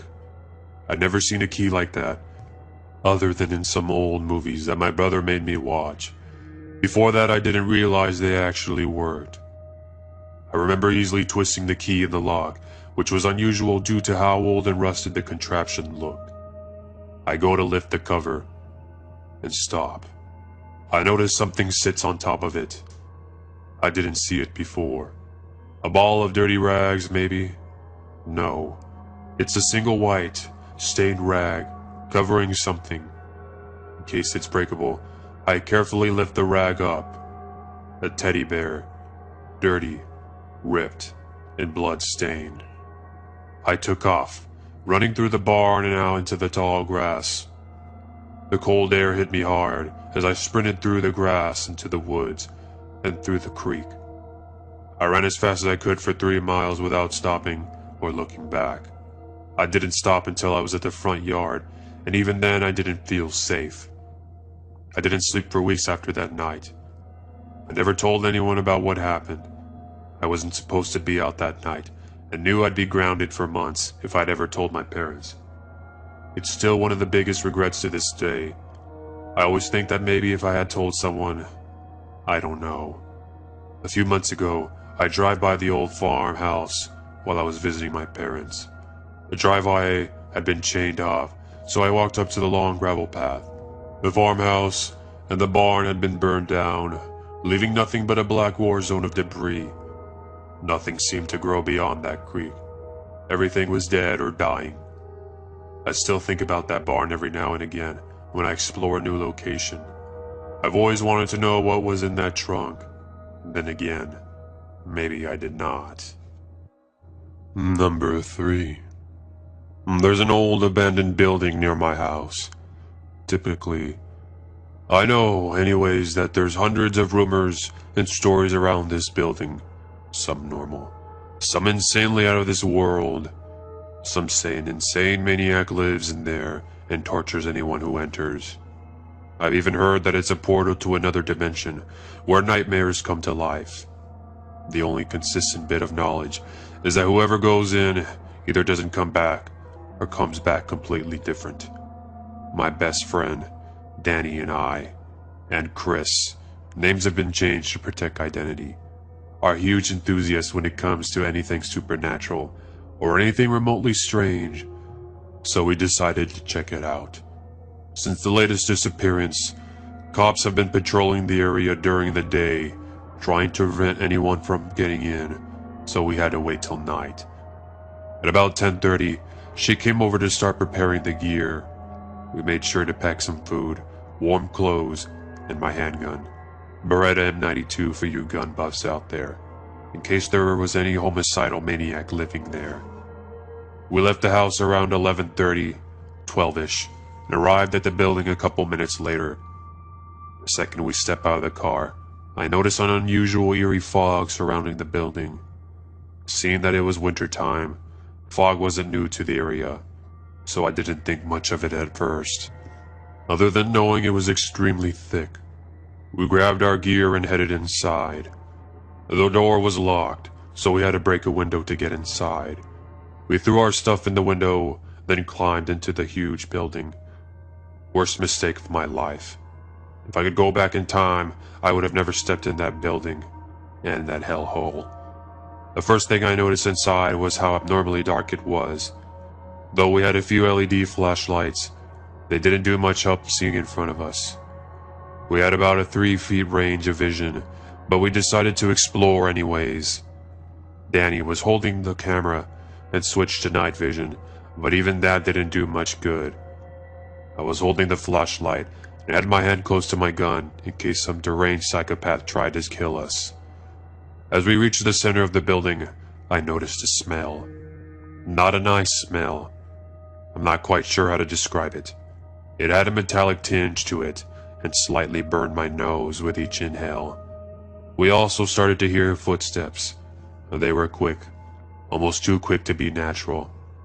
Tap, tap, tap.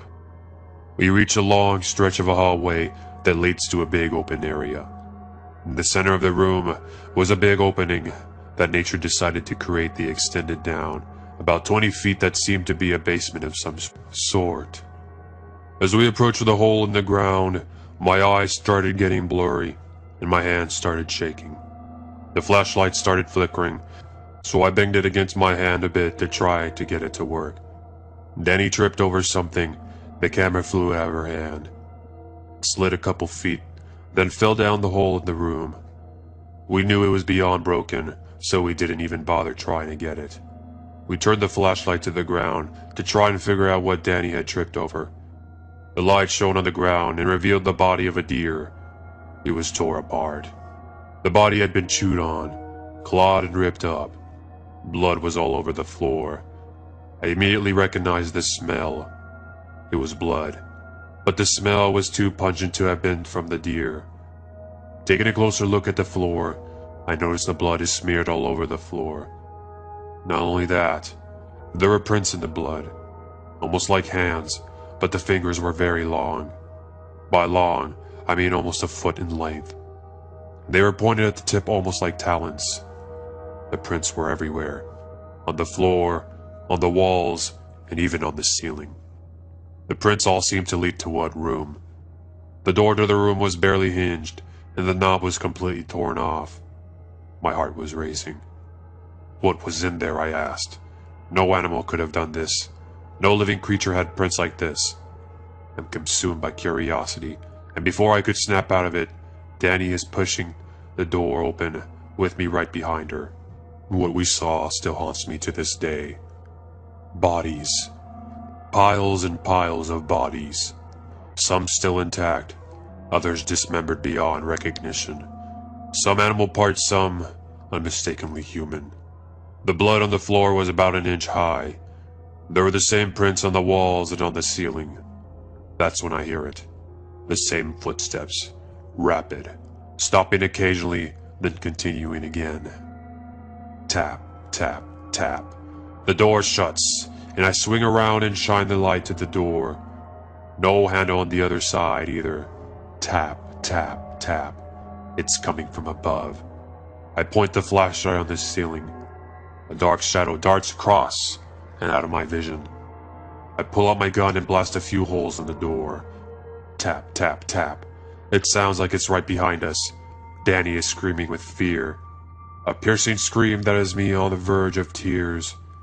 I punch a hole in the wall where I'd shot a few holes in, and I'm able to use the hole as some sort of handle on the door. We push it open and run out as fast as we can. Tap, tap, tap. The door slams behind us, and we feel like we're being chased.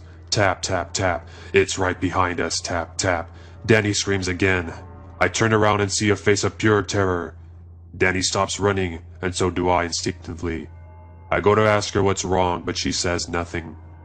I look down, and I see 5 long twig-like fingers going straight through her body. I look back at her face, blood gushing out of her mouth. I see her mouth. The word, run. Before I turn around to run, I look behind her and see a pair of small glowing yellow eyes. They're squinted, almost like whatever it was smiling. I turn around and run as quick as I can. I toss my things out the window and climb out as fast as my body could carry me. I get to the car and check all my pockets for the keys. Tap, tap, tap. Danny has my keys. I smashed the window with the butt of my gun and opened the door from inside. I jump in and hot wire the car. Don't ask me how I know how. I throw the car in reverse and drive off as fast as I can. When I get home, I run inside and slip on the floor because of the amount of blood on my shoes. I run into the kitchen with my shoes off and try to find the house phone. I call 911, but the phone lines are down. Cut. I'm not sure how else to get this story out there, so I'm typing this up on my computer to send it out to whoever is reading. Don't go into abandoned buildings. They're closed for a reason. I'm not sure how much longer I have, because I heard something earlier, and it sounded like it was in the living room. Number 4. Now, I've been a lurker on No Sleep for quite a while now, just reading the scary posts to help me sleep at night, because they take my mind off of things. I love anything that will get my heart pumping and the adrenaline flowing. From extreme sports to urban exploration, I've almost done it all. But there was one time when I really considered my beliefs as an atheist. I reckoned that ghosts and spirits and all that cannot possibly exist due to the lack of physical evidence. But one night, really, God was on my mind. It was about 16 years ago, when I lived in Topeka, Kansas. Now, some of you will know what I'll be talking about already, but for those who don't know, keep reading. I was a keen urban explorer, but there was just something thrilling about breaking into abandoned buildings and exploring them. I'd always known about the Topeka State Hospital, due to the numerous haunted stories around it, but I had never really thought about exploring it. My friend of mine, Reese, was also an avid urban explorer, and one night, he suggested to me that we go check it out at night. Not believing in ghosts or scary stories as such, I instantly agreed to go.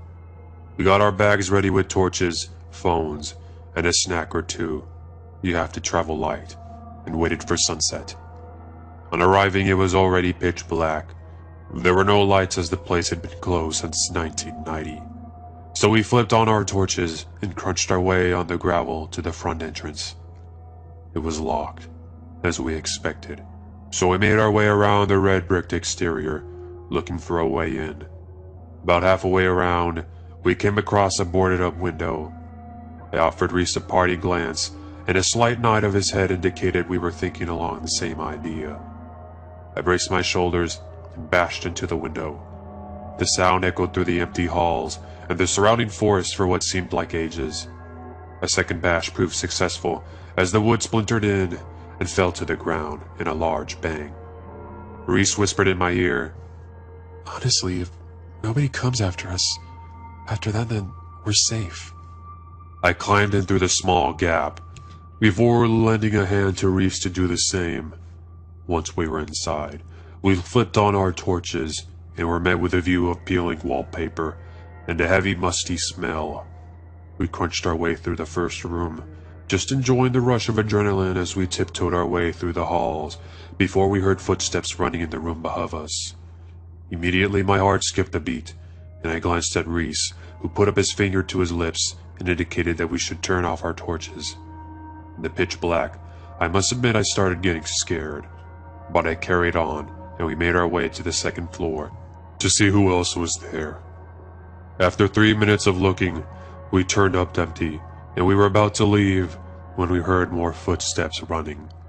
And this time, we were sure that we weren't just hearing things as a light rain of dust fell from the room. We immediately thought we were being pranked, so we ran up to the third floor and hoped to catch this person. But once again, it turned up empty. We had had enough and just started going down when we heard a door creak from above. This was it, our chance. We sprinted up, barged through the door, and we ended up to the roof of the asylum. Empty. Just then, we heard a door being slammed from the floor beneath us and some guttural whispering noise. I can't tell you how fast we got out of there, but I can tell you that we probably ran faster than the time we got chased by the police. To this day, I still have no idea what was running around with us in that asylum. I'd like to believe it was some bad prank, but I have this nagging feeling that it wasn't. Ghost spirits. Could it have been? No. Or yes. I don't know. What could they have been? Number 5. I was homeless for a few years after I turned 18.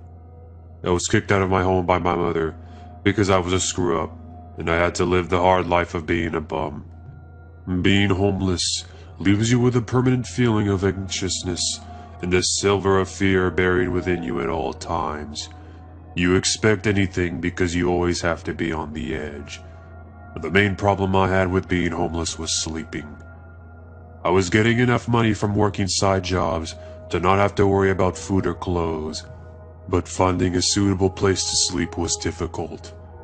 You always have to keep in mind being detected. Sleeping in the woods was uncomfortable, but the odds of a cop waking you up and trespassing you are slim. I drifted around sleeping in an uncomfortable area for quite some time before I discovered an abandoned church off a side road. The church was in pretty good condition, and it was hidden off a side road, so the odds of getting arrested for sleeping there were low. The pews were torn out, and the stained glass windows were murky with dirt and dust, but there was a roof and 4 walls, and it wasn't infested with animals, so it was heaven. I brought a sleeping bag and some blankets, and I slept there for about a week while I was trying to save up money to get an apartment for once. After a week of sleeping there, I came back to the church after a day of working and settled down in my sleeping bag, ready to go to sleep, when I heard the unmistakable sound of a piano. 2 keys being hit repeatedly. My pulse instantly skyrocketed, and I grabbed my knife, and I kept it on me at all times. I did not even know there was a piano in the church, so where was this sound coming from? I slowly got up with the knife in my hand and started packing my things up. I was getting the hell out of there. As I slugged my backpack over my shoulder, the sound of the piano cut off and was replaced by the sound of a door creaking open, slowly. I froze again and stared out towards the altar where the sound was coming from. It was dark.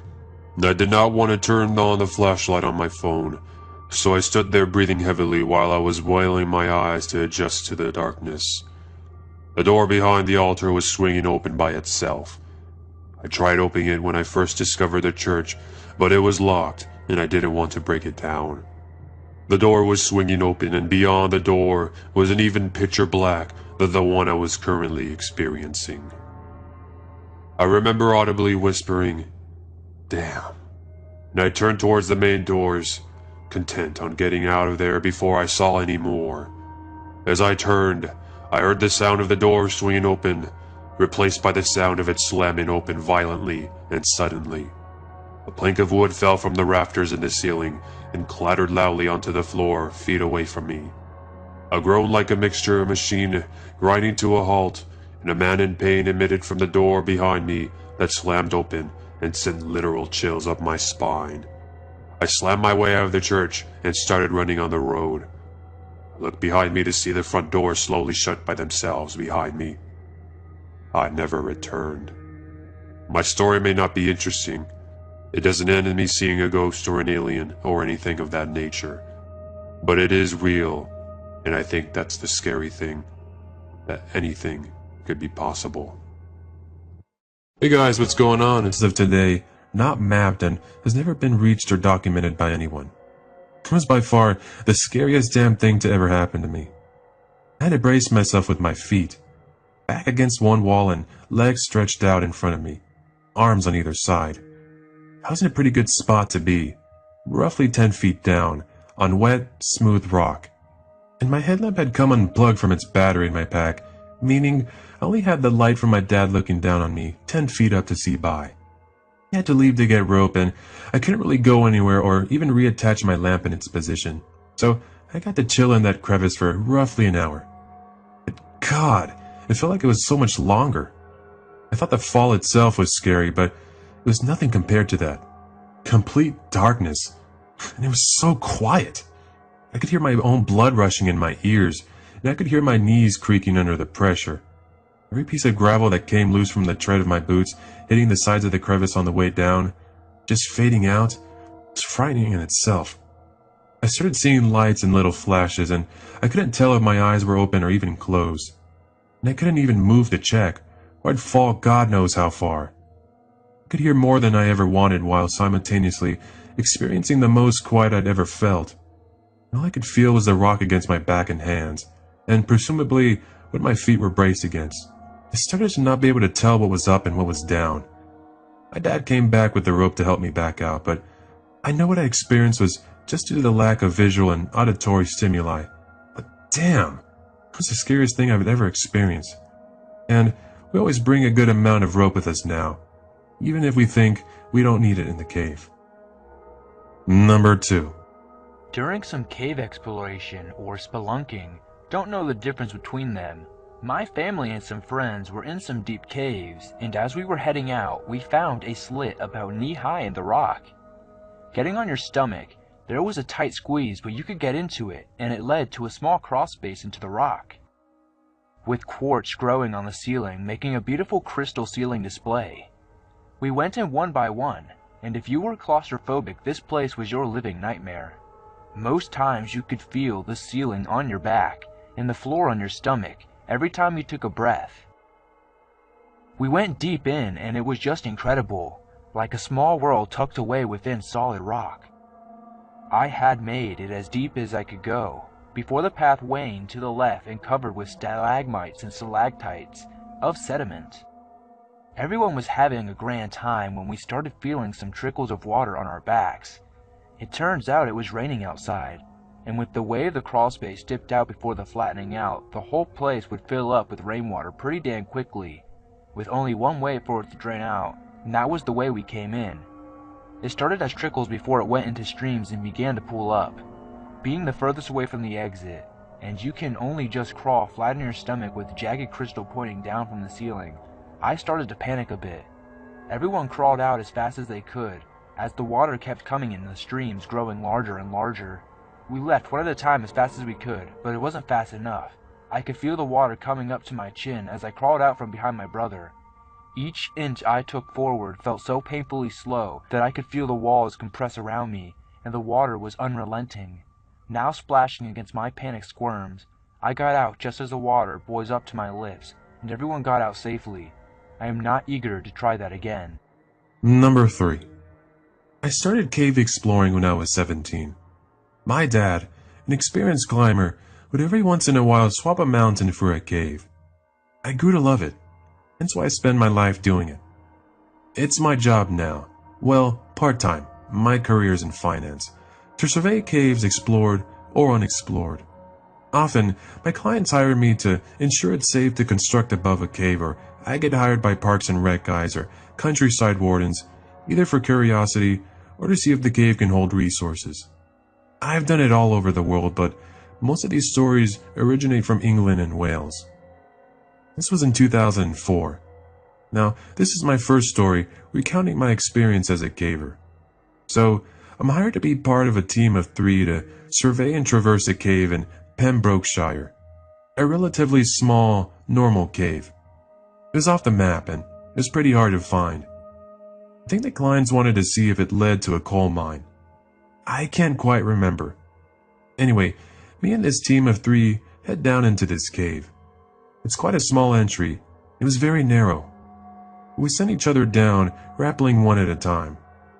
Being the nice gentleman I am, I decided to go down first. Here's where my first fright occurs. On my way down, it was around 10 minutes until I could reach the bottom. I couldn't help but think that I was seeing flickering lights just echoing in the cave below. Now bear in mind you, it was really dull lighting, but there was nothing else. Now at the time, I thought my eyes were just adjusting to the light, but it kept continuing. I shouted up at the team and they said it was most likely a second entrance reflecting on water. However, I've seen that, and this wasn't it. So I made it to the bottom and the others started to follow me in. I thought I'd light the way up for them, so I put my glow sticks around the surface and hooked up the base camp lights. And the cave ended up glowing. As soon as I could see with the light, I saw a cavern filled with very smooth and rounded walls.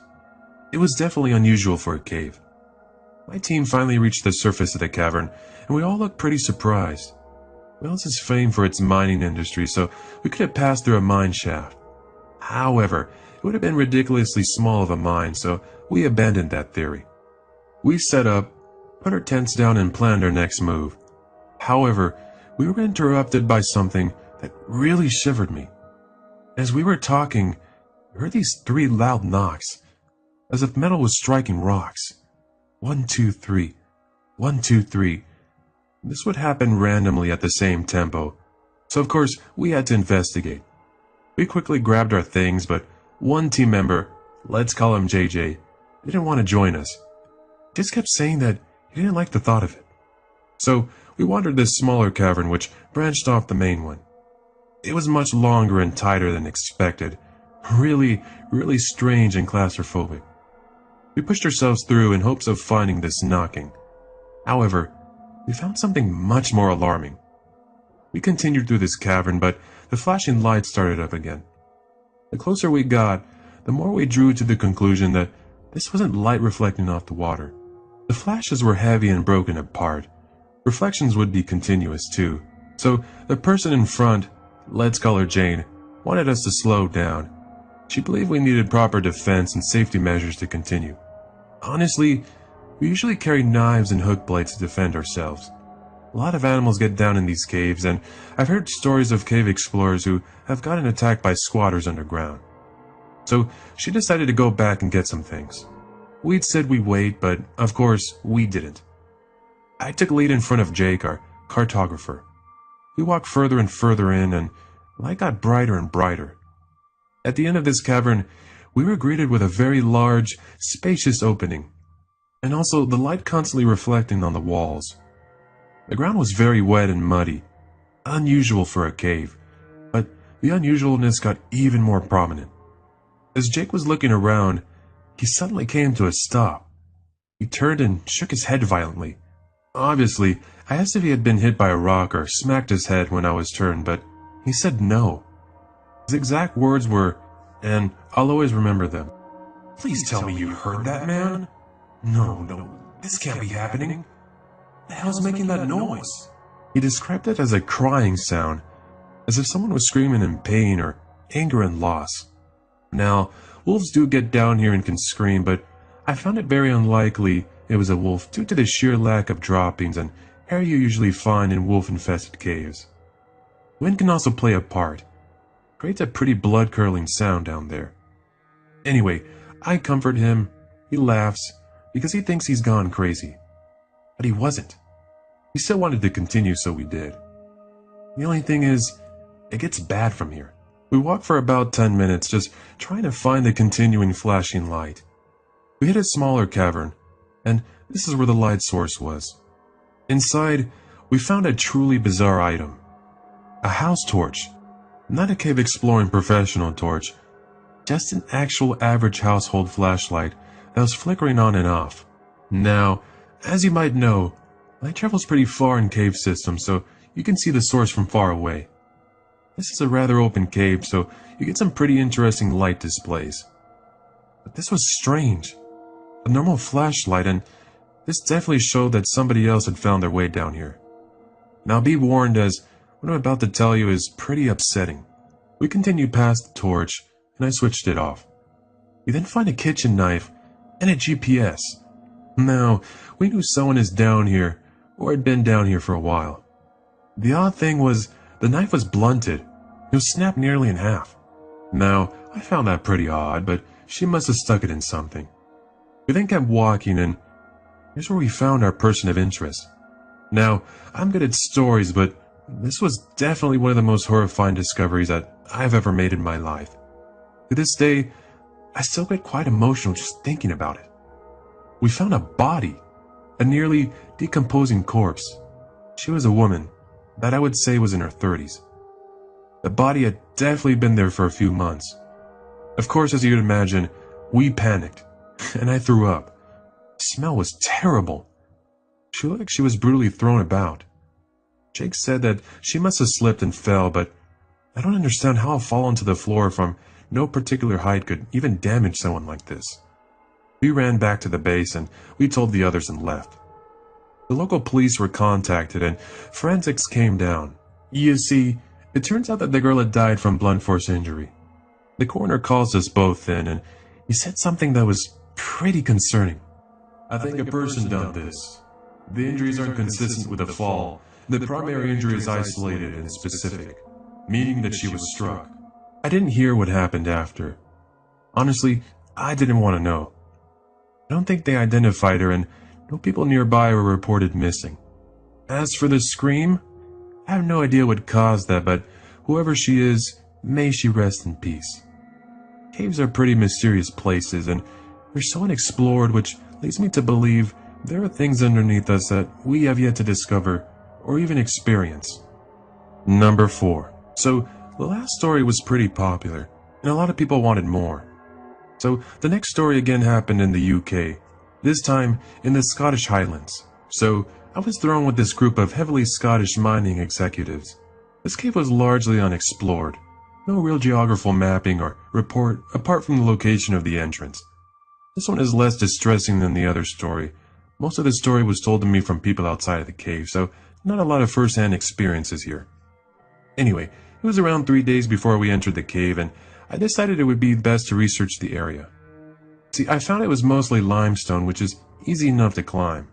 No massive underground water systems around the cave, which meant a pretty dry and easy climb. However, this place was very isolated. The cave entrance was around 40 feet in diameter and 20 feet tall. Pretty small and hidden in my opinion. It took around 4 hours to get up there on foot. The nearest road was almost 12 miles away, so you can understand how distant we were from civilization. The last people who scouted the cave were a bunch of seismologists who detected a string of tremors from the area. They believe gas explosions and/or cave-ins within the cavern were responsible. I think they got halfway through the cave before determining the cave was stable and the tremors were most likely aftershocks from the Japanese earthquake traveling through the core and back to the crust. These tremors were pretty tiny, the largest being 3.2, but they were a bit more frequent than these guys liked.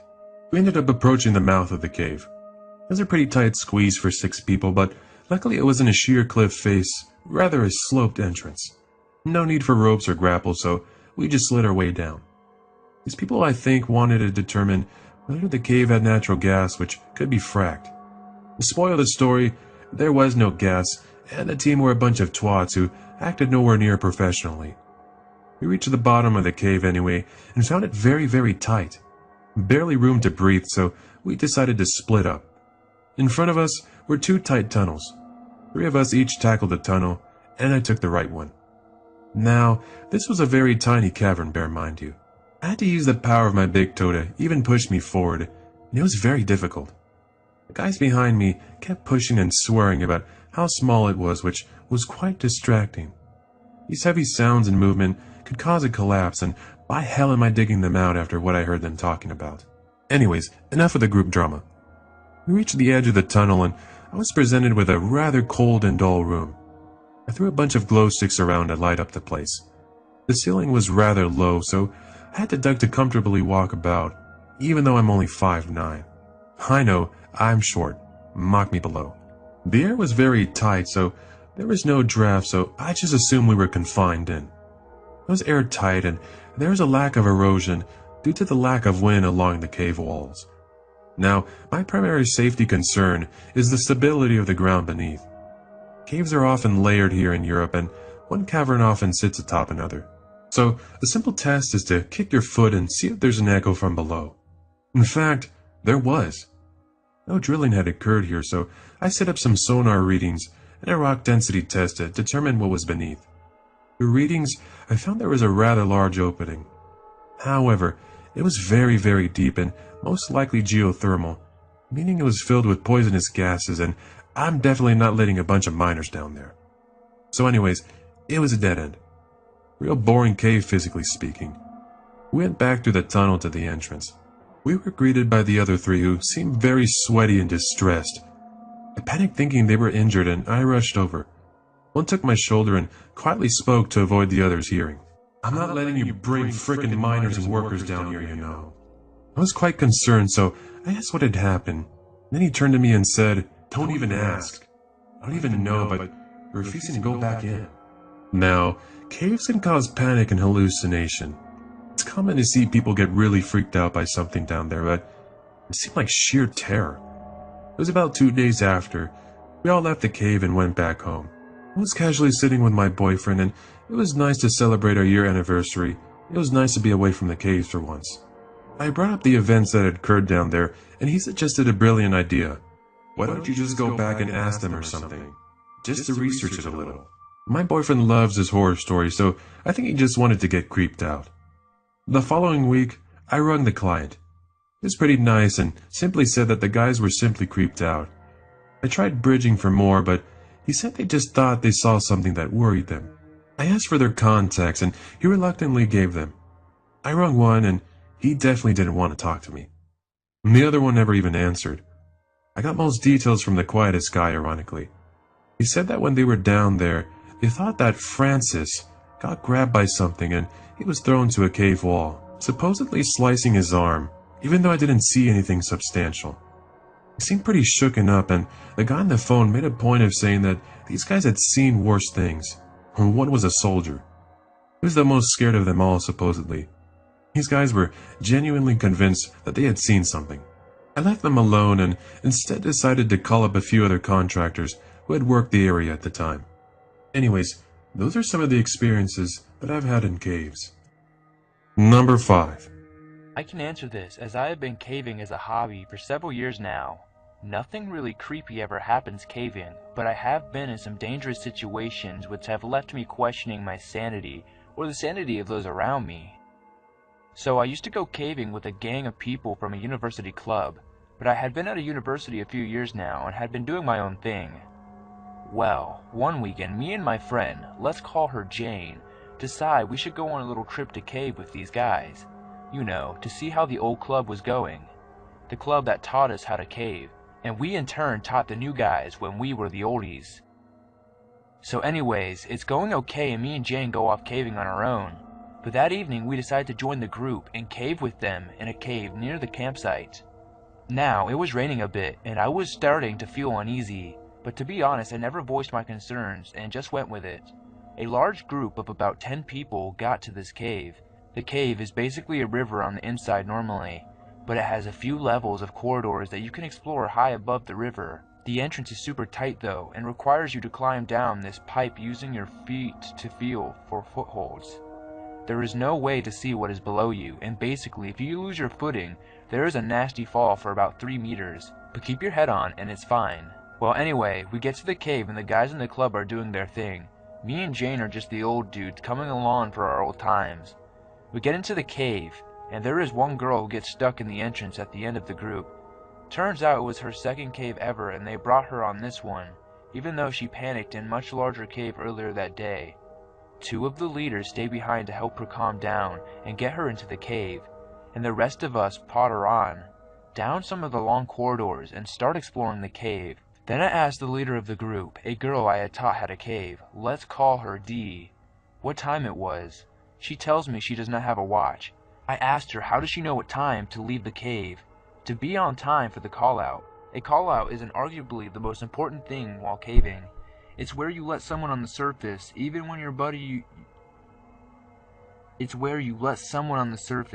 your buddy who you ring, know that you and whoever else are going to this cave, and will be out at this time. Without a call-out, no one will know you are missing for days and have hundreds of caves to check.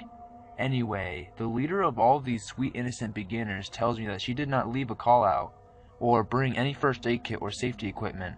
I hold my cool because I don't want others to panic, but I tell her quietly, I am now the call-out, and be out of the cave at this time. I give her my watch and start back towards the entrance.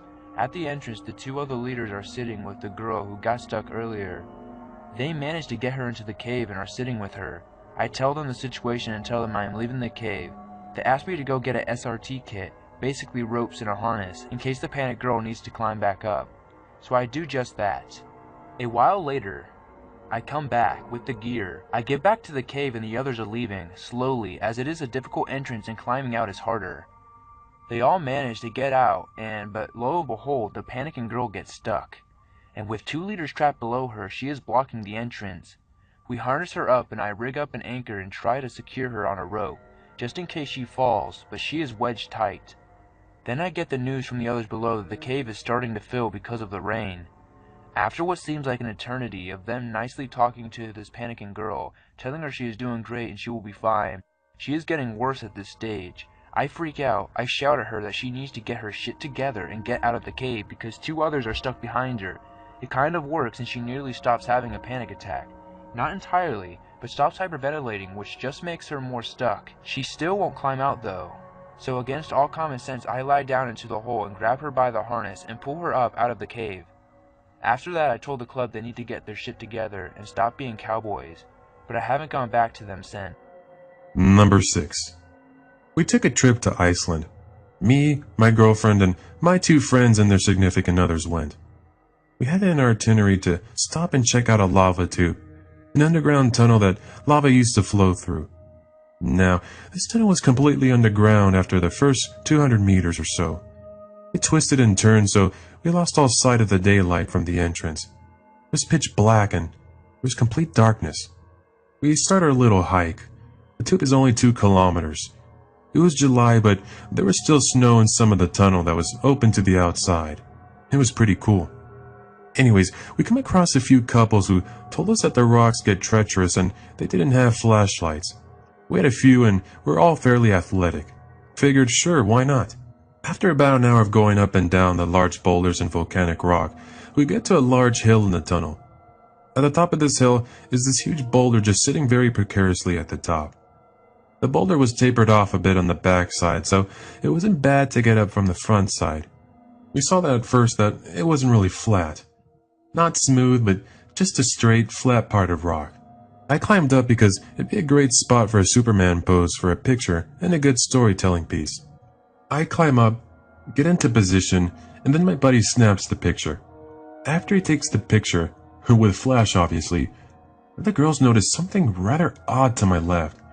Everybody shines their flashlights on the area, and about 6 feet to my left, suspended 10 to 12 feet above the bottom of the cave, was a rope, and it was anchored to the ceiling. It was anchored from the ceiling and came down about 4 feet from the ceiling. The knot turned into a loop, and the loop had been cut at the bottom.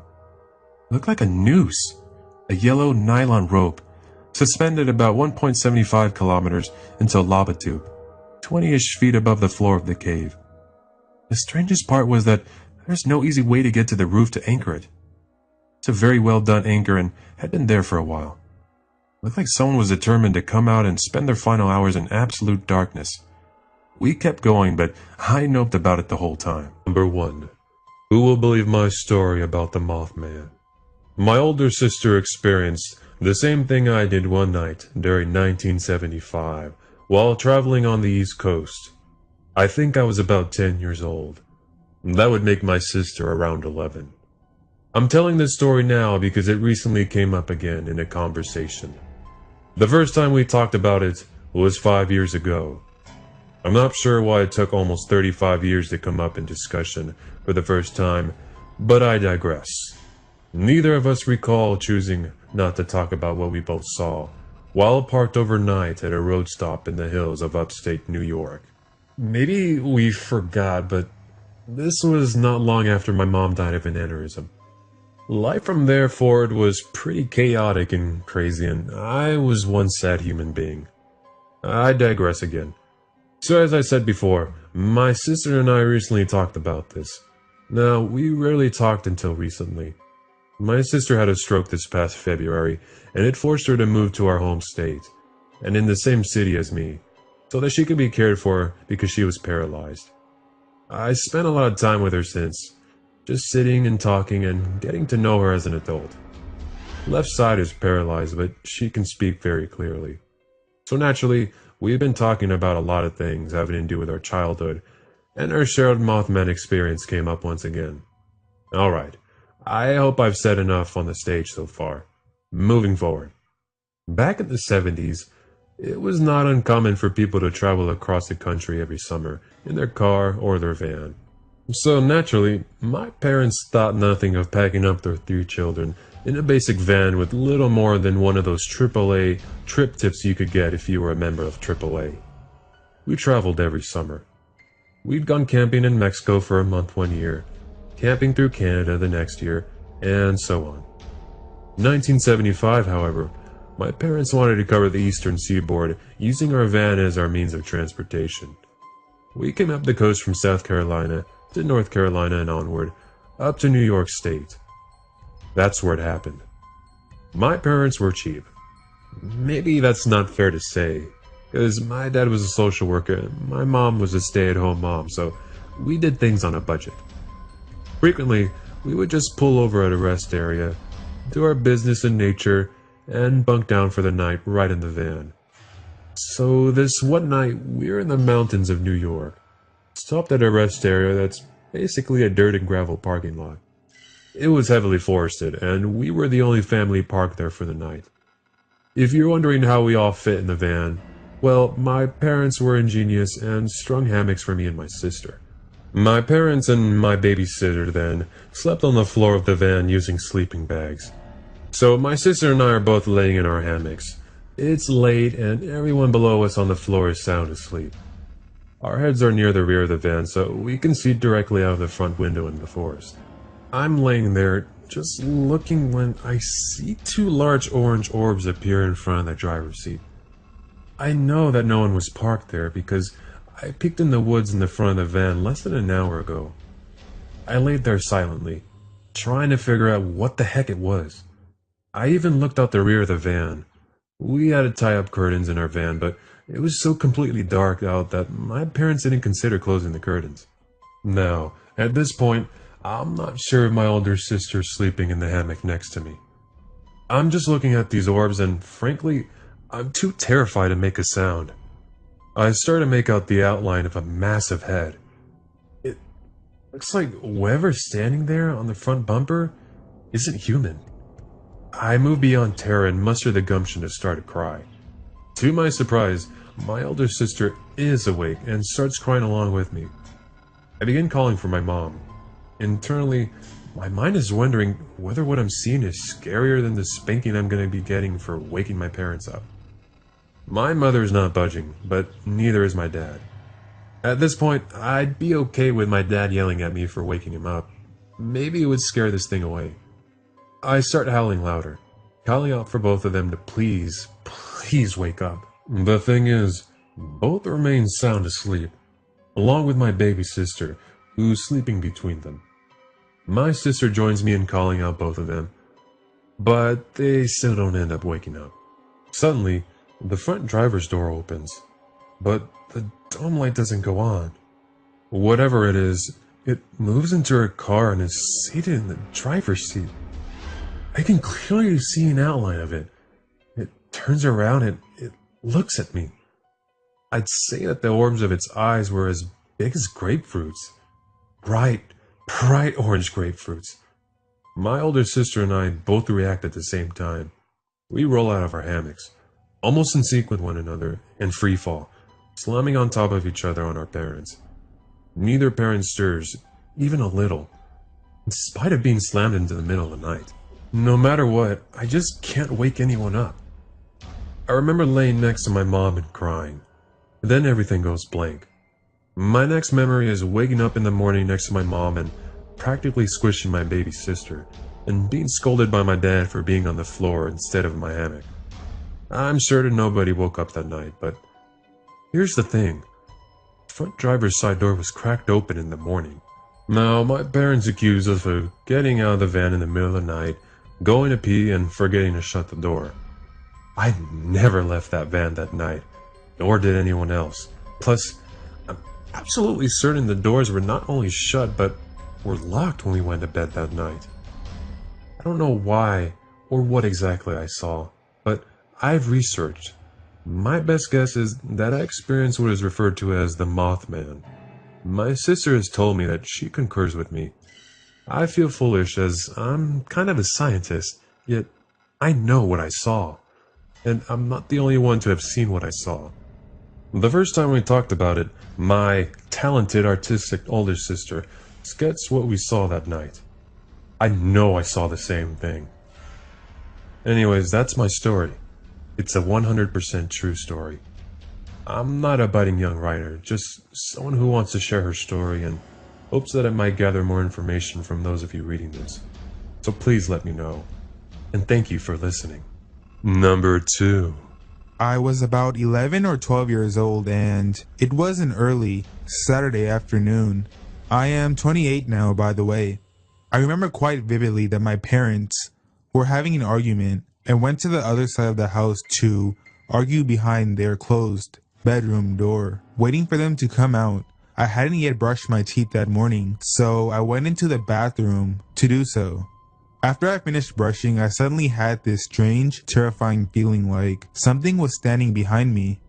I saw nothing in the mirror, but when I turned around, there, just a few feet in front of me, was some type of dark, terrifying figure standing roughly 3 feet in front of me in my bathroom doorway. It was dark and shadowy, almost transparent, and looked almost like a Dementor, like from Harry Potter, except it had glowing red eyes that froze me in place. It was at least 6.5 feet tall, as its head was taller than the doorframe. It was also wearing a dark, shadowy, tall-looking hat on its head. I desperately tried to scream, but no sound would come out. Then it reached its dark, shadowy hand towards me and began closing in. Its hand was terrifying and inhuman. It literally had long, horror movie-esque fingers. I was frozen in place, unable to scream, and thinking my life was just about to end in a crazily horrific way, when it literally just disappeared in front of my eyes. I ran to my parents' room screaming and crying, but my parents still to this day never believed me. They still live in the same house to this day, and it creeps the hell out of me.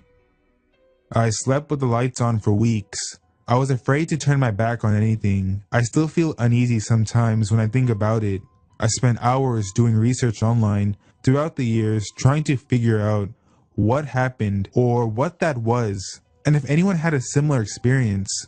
My heart stopped when I eventually came across an image of the Shadow Hat Man. It is the one pictured on the left in the picture above. This is 100% without a doubt what I saw that day. I have no idea what it wanted, and I've never seen it since, knock on wood. But I swear that this was an actual event that actually happened to me, and it still creeps the hell out of me over a decade later. Number 3. I'd like to convince people that I'm an atheist, but the truth is, I like to hide that as I'm actually agnostic. I say this not as the result of some statement of faith, but because I've seen things that don't fall in line with my otherwise rational view of the world. One such example comes from my freshman year of college. I'd become infatuated with a young woman by the name of Camille. She was an odd one though. She was Wiccan. I didn't really mind her religion so much as I found it a little bit different from what I was used to. She wore a pentacle pendant on her necklace and wore dark clothing for most places that she went. Her dyed black hair and black painted nails seemed reminiscent of the goth kids I'd run into in high school. Anyway, Camille had invited me to join her friends, Sean and Colby, on a ghost hunt. The thing is, I don't really believe in ghosts. I didn't then, and I still don't even till today. I was barely 20, and it was an excuse to wander around a cemetery with a cute girl that night. When the time came to load into her Camry and head to the graveyard, I sat up in front with her. Sean and Colby had convinced me that another girl by the name of Sam would be joining us. Sam would spout about trivia knowledge and facts about the cemetery, while Camille would talk about how she got a weird vibe from the place. I mostly kept quiet, and I didn't want my cynicism to ruin the chance of hooking up with a hot goth girl that night. Fairway Cemetery was our destination. It was an old Civil War cemetery that was still in use by the city. In fact, Bowling Green had been the Confederate state capital during the short time that Kentucky had seceded from the Union. It's a rather large cemetery. The main gate goes and closes at dusk, but Camille used a service road to get us into an older part of the cemetery. We got out of the car and walked around. Camille would clasp her pendant in her hands and mutter under her breath as she walked between the rows of graves. Sean and Colby seemed to be playing some form of tag as they ran over the graves. Sam cautiously walked behind me as I followed Camille. It was obvious that she was kind of bothered by the quiet darkness. We eventually made our way to the rear of the cemetery, and I was starting to get a little spooked out. I found a bench sitting on a marble platform. It seemed to be a shrine to some Catholic saint, though I can't really remember which one. It was either a shrine or an elaborate headstone, but it was a bench and my feet were pretty sore, so I sat down. Directly in front of me, and about 50 feet away, stood a massive tree. The trunk was nearly as wide as the car, and it stood so tall I couldn't see the top of it in the darkness. Under the boughs of the tree sat several rows of headstones that were smaller than the ones we had seen in other parts of the cemetery. Camille began shouting at Sean and Colby as they were both urinating on the same headstone. I ran up to check on the commotion and saw the empathy on the gravestone. He was a good black man. We were in the slave cemetery, and it had become painfully obvious that Sean and Colby were racists. Be it a coincidence, or perhaps by some chance, the universe showing a sense of irony for once, a strong wind came out, and out of nowhere, it shook the massive tree we stood under. A rather large stick fell from the branches and hit Colby on the shoulder hard enough to make him go to the ground. I laughed as he fell into his own urine, and Camille smirked as she said something to the effect of respecting the spirits. Sean and Colby weren't hearing it, though. They began shouting and hollering as they kicked over gravestones. They dared anything that might go bump in the night to come out and play. I really wish they hadn't, though. The wind began to pick up again, this time bringing with a shift in the clouds that allowed the moon to show enough light to illuminate the ground around us, so that it almost seemed near morning, even though it was barely past midnight. That's when I noticed that I hadn't seen or noticed Sam in a while. In fact, I'd been so distracted by the two racist vandals that I hadn't noticed that Camille was gone either. I did a quick turnabout and caught a sight of both of them huddling together on the marble bench over by the shrine of Saint whatever or wherever. Their faces were locked in a state of terror. The hair stood up on the back of my neck as I saw what stood about halfway between us. A small, black child. She wore tattered clothes. Her skin was emaciated like those Ethiopians you see in those depressing commercials. The way the moonlight shone against her grave gave an eerie glow. I went to shine my flashlight on her, and she was gone just like that, but no sooner than I moved the beam away. I saw her as if she hadn't moved. I really wasn't afraid so much as I was more curious than anything. I walked forward and leaned down. "What's your name, little girl?" I said this as I tried to get her attention. No sooner than I tried to place my hand on her shoulder, she darted off behind a gravestone, and she was gone. The girls were still looking my way in fear. It was only then that I realized that they were staring past me. At nearly every overturned gravestone, there stood an individual dressed in tattered rags with an empty look on their face. As with the little girl, when I swept the light on my flashlight towards them, they just disappeared and reappeared with the artificial light that touched them. They didn't seem to be facing me or the girls, for that matter. The empty stare seemed fixated on Sean and Colby, who continued knocking over gravestones and shouting racial slurs as they moved through them, oblivious to their presence. A feeling of dread came over me, and immediately I ran to the girls. An emaciated figure that seemed a bit more decayed than the rest emerged from the crowd. He must have stood at least 7 feet tall and stood wider than a door frame. Even in his advanced state of decay, you could tell this was a large man in life. He moved towards Sean and Colby with a slow determination, only to stop directly in front of them. As they went to kick over another gravestone, the tall figure planted his massive foot against it. It wouldn't budge. The other headstones were so old and loose that they'd give out just with a slight push. Sean wouldn't be denied, though. He jumped and planted both feet against it. Nothing happened. Finally, he got a running start and jumped.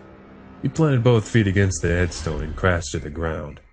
The tall man and all the other figures were already gone as Sean crashed onto the ground and landed face first onto another failed headstone. The sound itself was like someone hitting a coconut with a baseball bat. I don't know what Colby saw, but by this point, I was rushing over to Sean to check on his injury. All I know for sure is that he let out a whimpering shout before backing up and falling back on a headstone. The back of his head smacked against the other stone. Neil was already on her cell phone calling an ambulance. I stood on the marble slab with Sam and Camille as the EMTs loaded Sean and Colby onto separate gurneys and carted them to the hospital. After giving our statements to the police and being given a lecture on trespassing, we made our way back to the car. The car ride back to the dorms was silent. I never saw Sam again, and Camille was reluctant to talk about what happened. Sean and Colby lived, but both had suffered concussions. Sean, though, ended up with a skull fracture. To this day, I question what actually happened, what details of that night had been obscured by the nightmares I had once. Maybe I should have mentioned this before, but it didn't seem important. By all outward appearance, I look white, but my grandmother was biracial. Her father, my great-grandfather, had an uncommon last name. The gravestone next to the little girl had the same last name my family has lived with in Kentucky since the Civil War, and my great-great-grandfather was a slave whose first child was a daughter who died young in Bowling Green, Kentucky. Number 4. I was about 11 or 12 years old, and it was an early Saturday afternoon. I am 28 now, by the way. I remember quite vividly that my parents were having an argument and went to the other side of the house to argue behind their closed bedroom door, waiting for them to come out.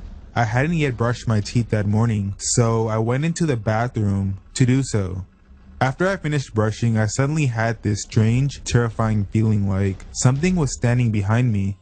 I saw nothing in the mirror, but when I turned around, there, just a few feet in front of me, was some type of dark, terrifying figure standing roughly 3 feet in front of me in my bathroom doorway. It was dark and shadowy, almost transparent, and looked almost like a Dementor, like from Harry Potter, except it had glowing red eyes that froze me in place. It was at least 6.5 feet tall, as its head was taller than the doorframe. It was also wearing a dark, shadowy, tall-looking hat on its head. I desperately tried to scream, but no sound would come out. Then it reached its dark, shadowy hand towards me, and began closing in.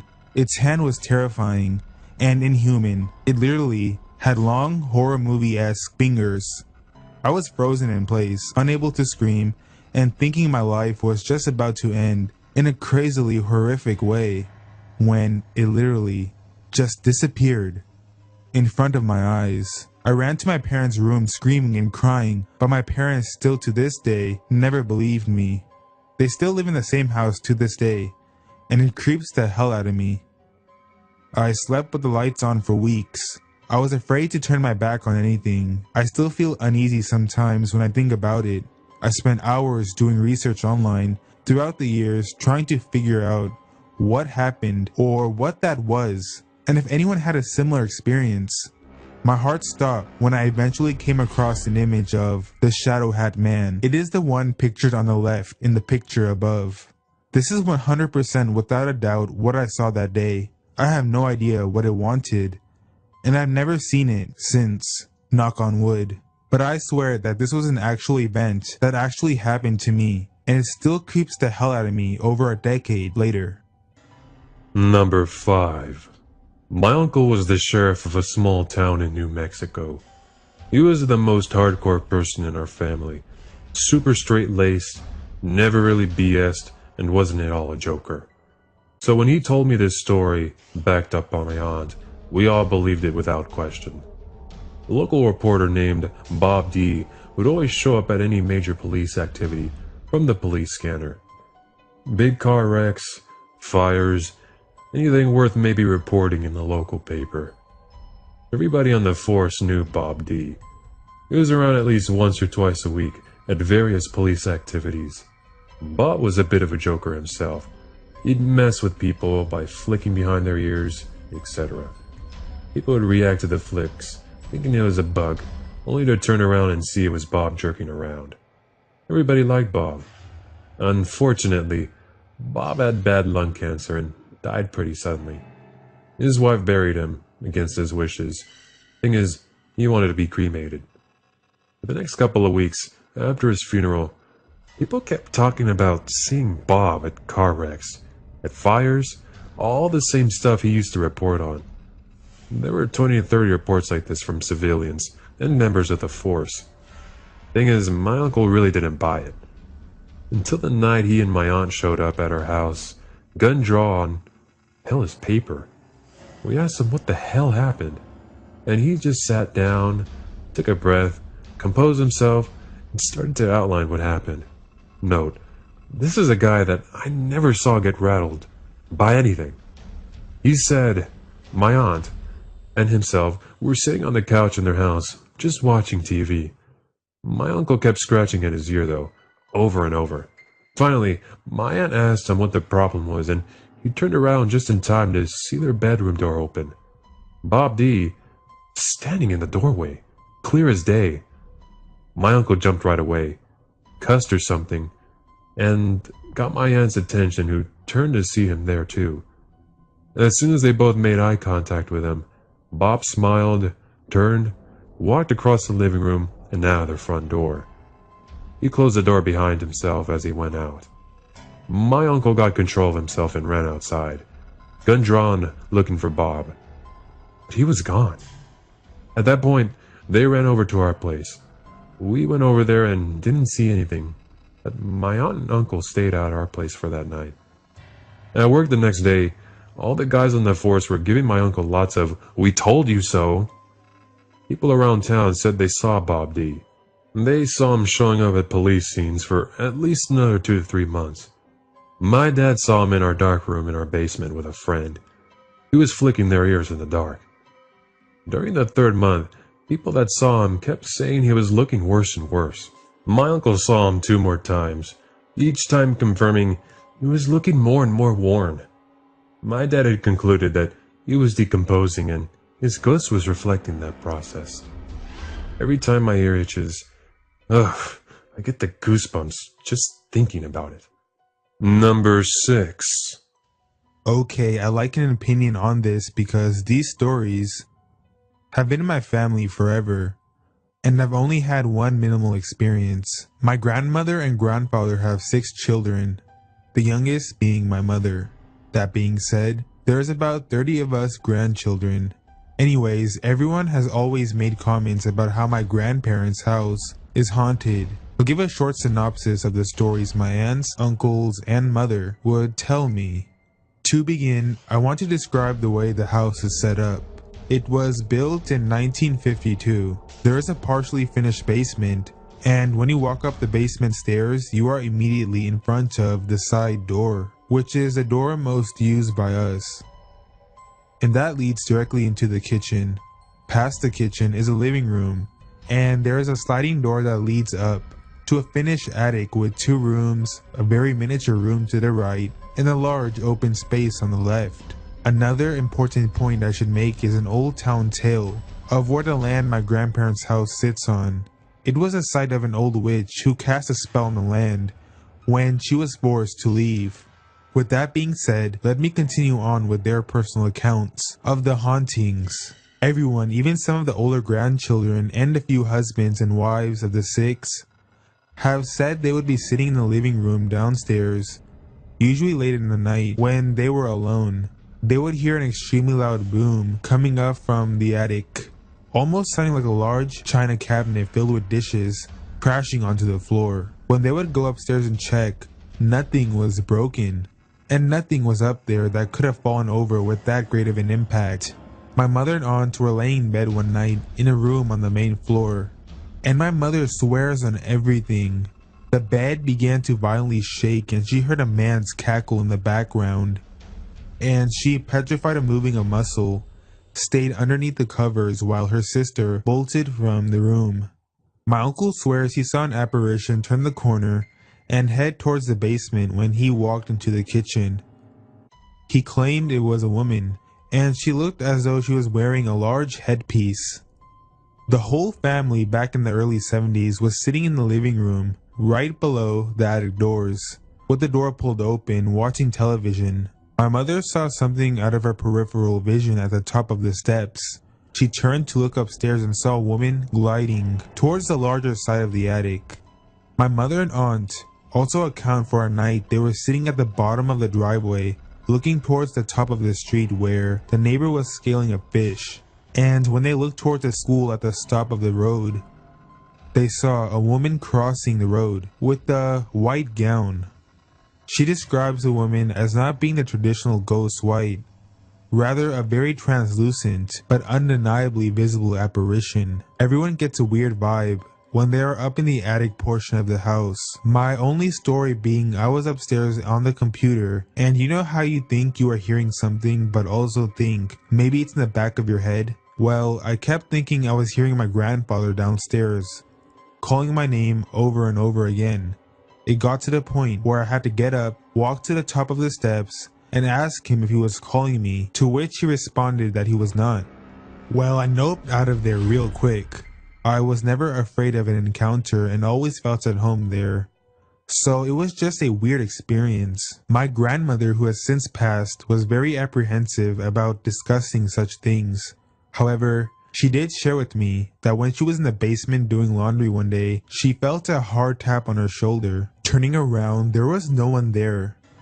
But I'm sure you could have guessed that one. Needless to say, my entire family is a bunch of believers. I have so many other stories, but I wanted to share one last thing that actually happened at my childhood home to my mother. One night she was in her bed. I think I was in the opposite room asleep. But it was just the two of us that night. My mom said she was falling asleep. I think perhaps this was a sleep paralysis moment, but she says as she was closing her eyes, she suddenly became immobilized, couldn't move a muscle.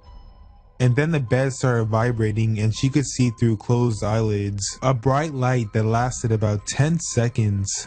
And as soon as it was gone, she was able to open her eyes and move again.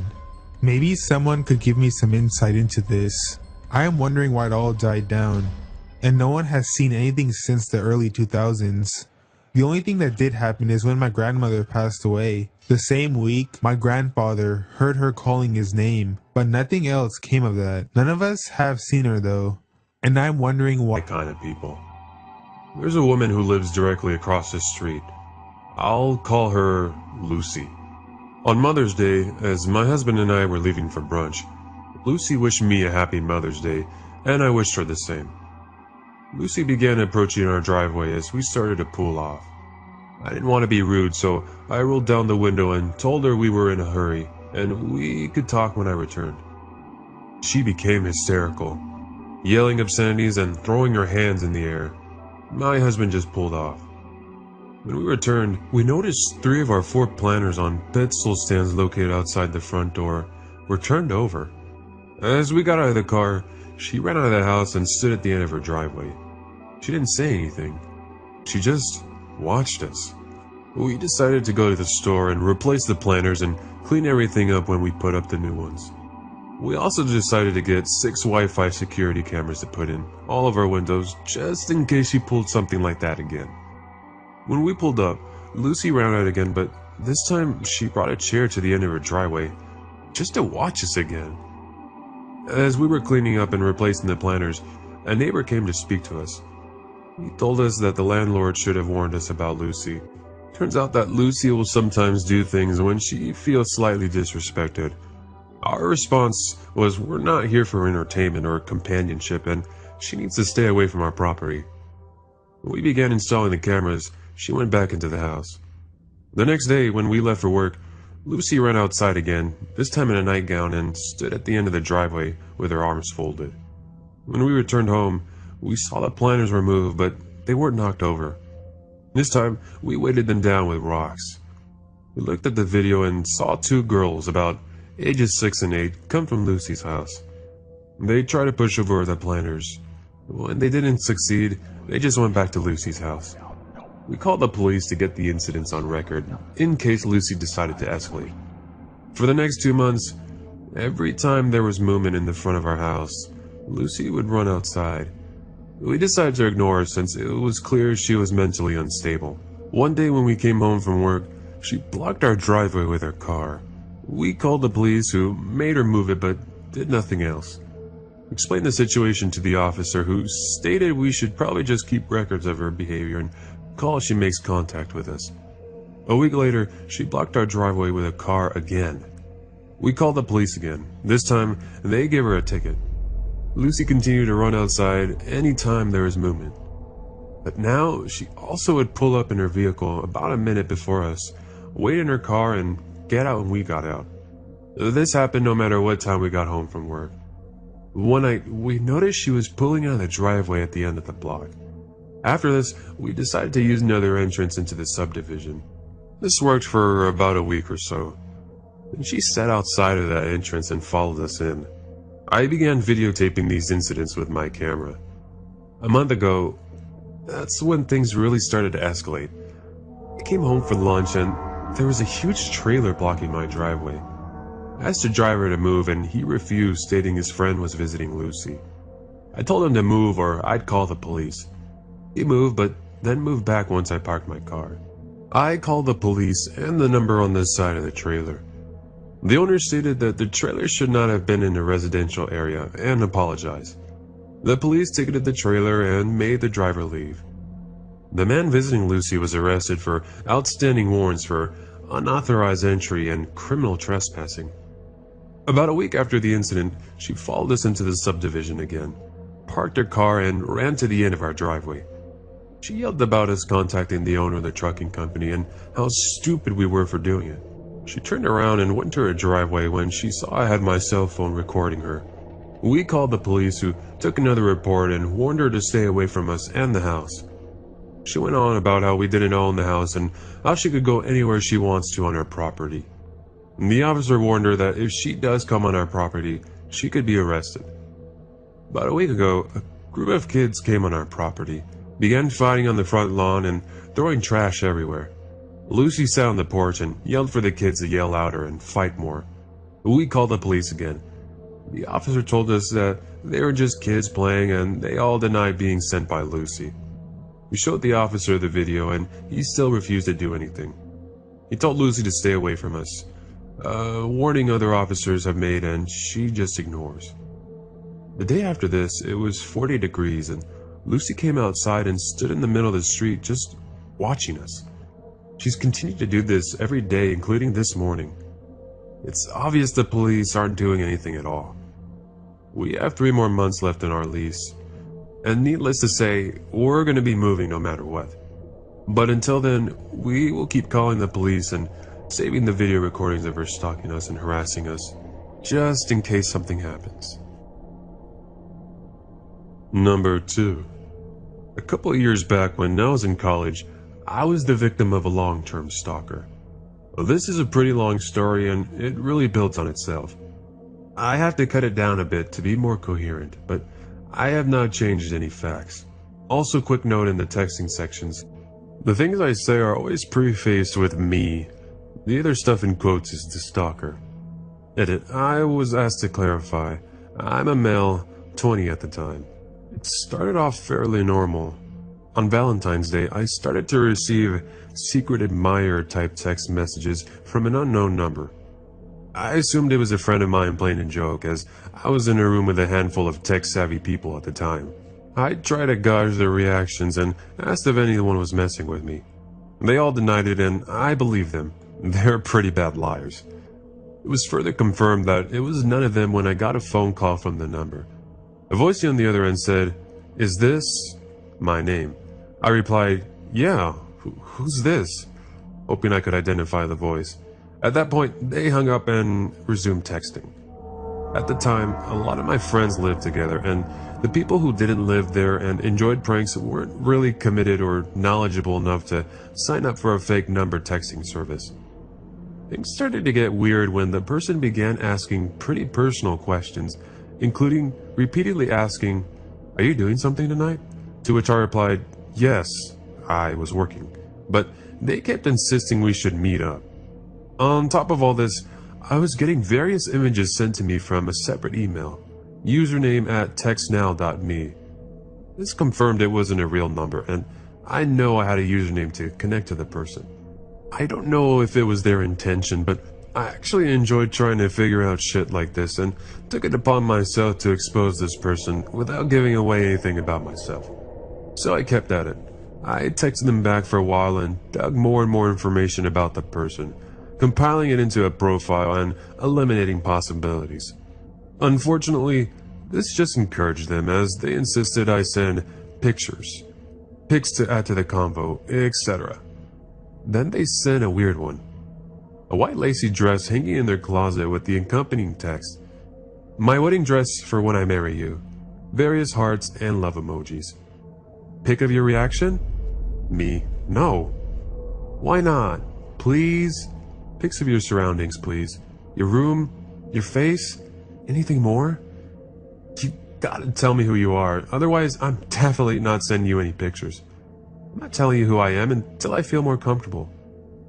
You gotta be kidding me. You're the one who's uncomfortable? Anyways, they continued to pry about where I was going to that evening, and I still refused to give details. Then they dropped where they were going to be. A party on campus that night. I couldn't go regardless, I was working. I should also mention that the texting conversation was all over the place. It was like 3 different people were all trying to talk to me, but about different things all at once. Again, I was bombarded with personal questions about past relationships and what kind of girl do you find yourself most attracted to? There's a little bit more back and forth. Not too interesting. Then I got another bombshell. They asked if I lived in apartment 68, which I did. I lied. Close, but not quite. Oh, could have sworn. Where do you live? Are you involved with anyone at the moment? I recognized the style of apartment they were in based on a picture from earlier, so I decided I'd throw a curveball. You live in this complex, right? What? How do you know? I recognized your door. All the stupid apartments had the same color door frame, which was visible on the edge of a picture they sent. The conversation kind of fizzled out here. I didn't go to the party and didn't get any more texts. Among the pictures they sent me were some more screenshots of my Facebook. Photos of their bed, a pipe, some posters, pretty boring stuff. So that was February. Now let's fast forward to October, the following school year. I was a senior and I was busy as hell. One evening, I got a text from an unknown number. Is this? It had my full name this time. So I played dumb, pretended like I wasn't freaking out that after many months this person was contacting me again, and I still hadn't figured out who it was.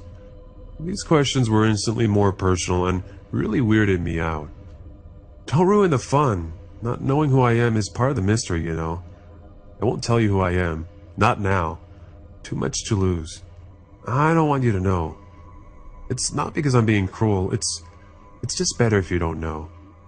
That doesn't make sense. Trust me, you don't want to know. You'd be better off not knowing, trust me.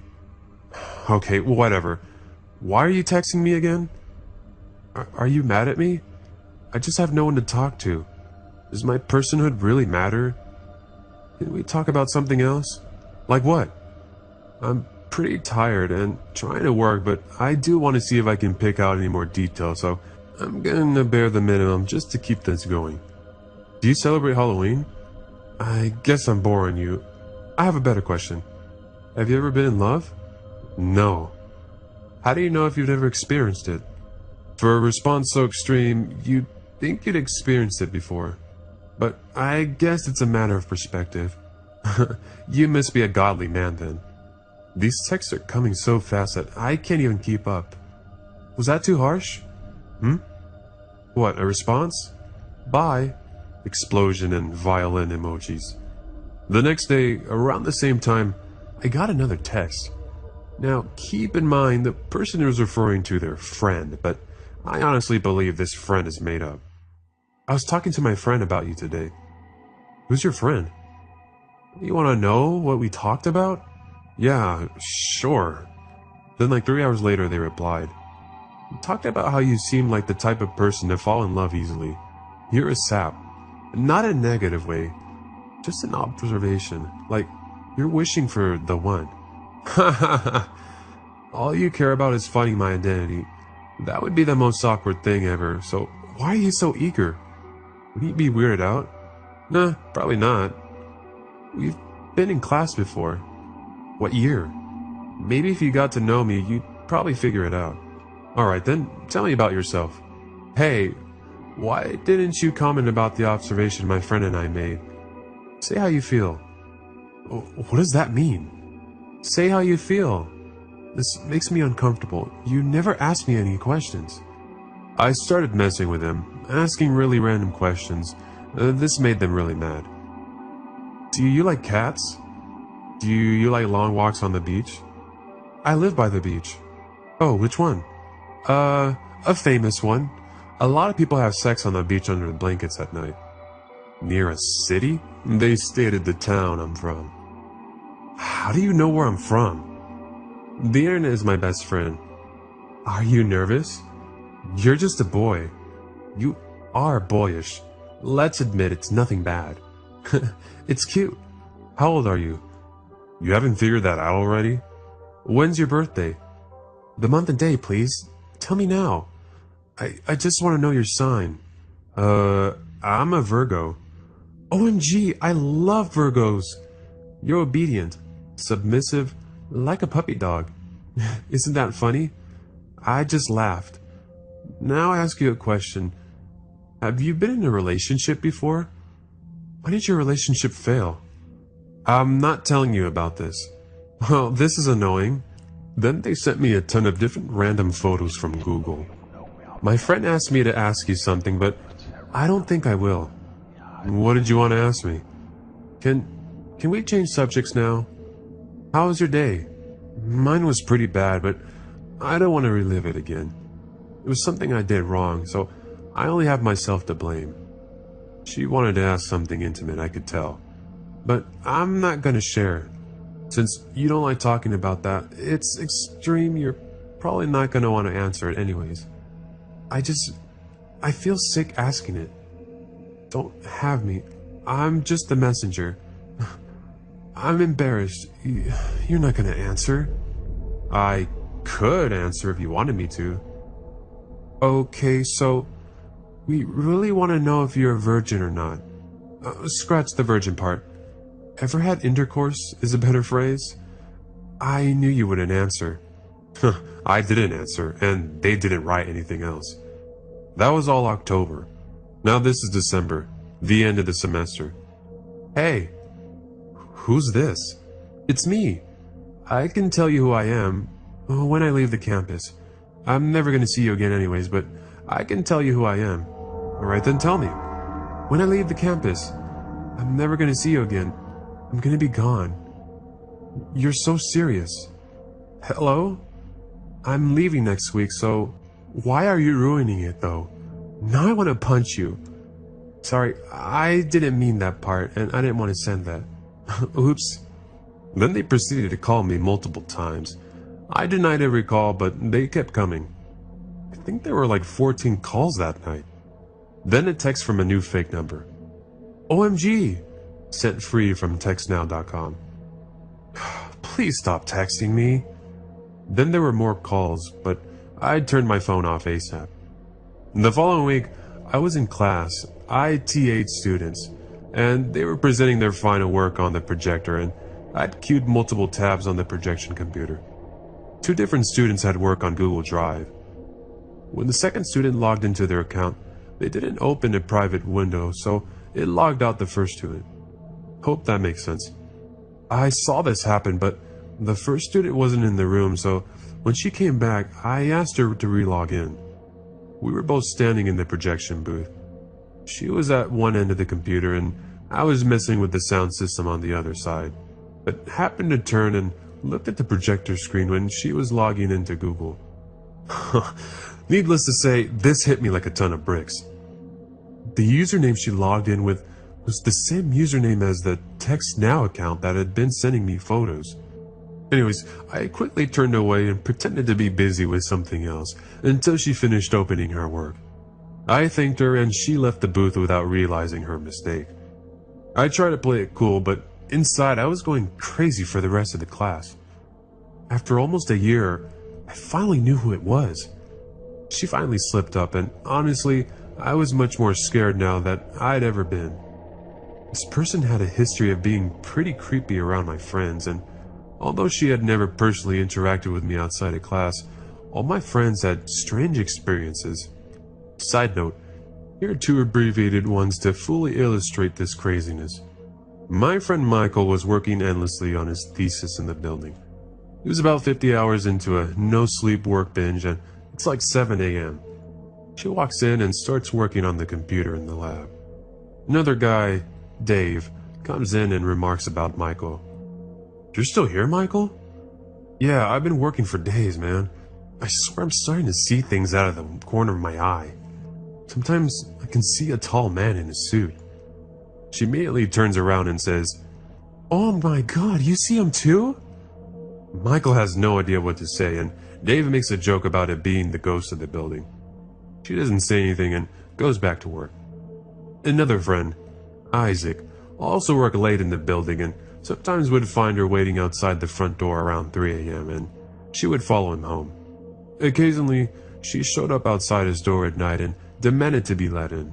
One time, while I was actually at his place, she came to the back door with a peephole and knocked for upwards of 20 minutes. We pretended to not be home and shut all the blinds on the front of the house and went upstairs.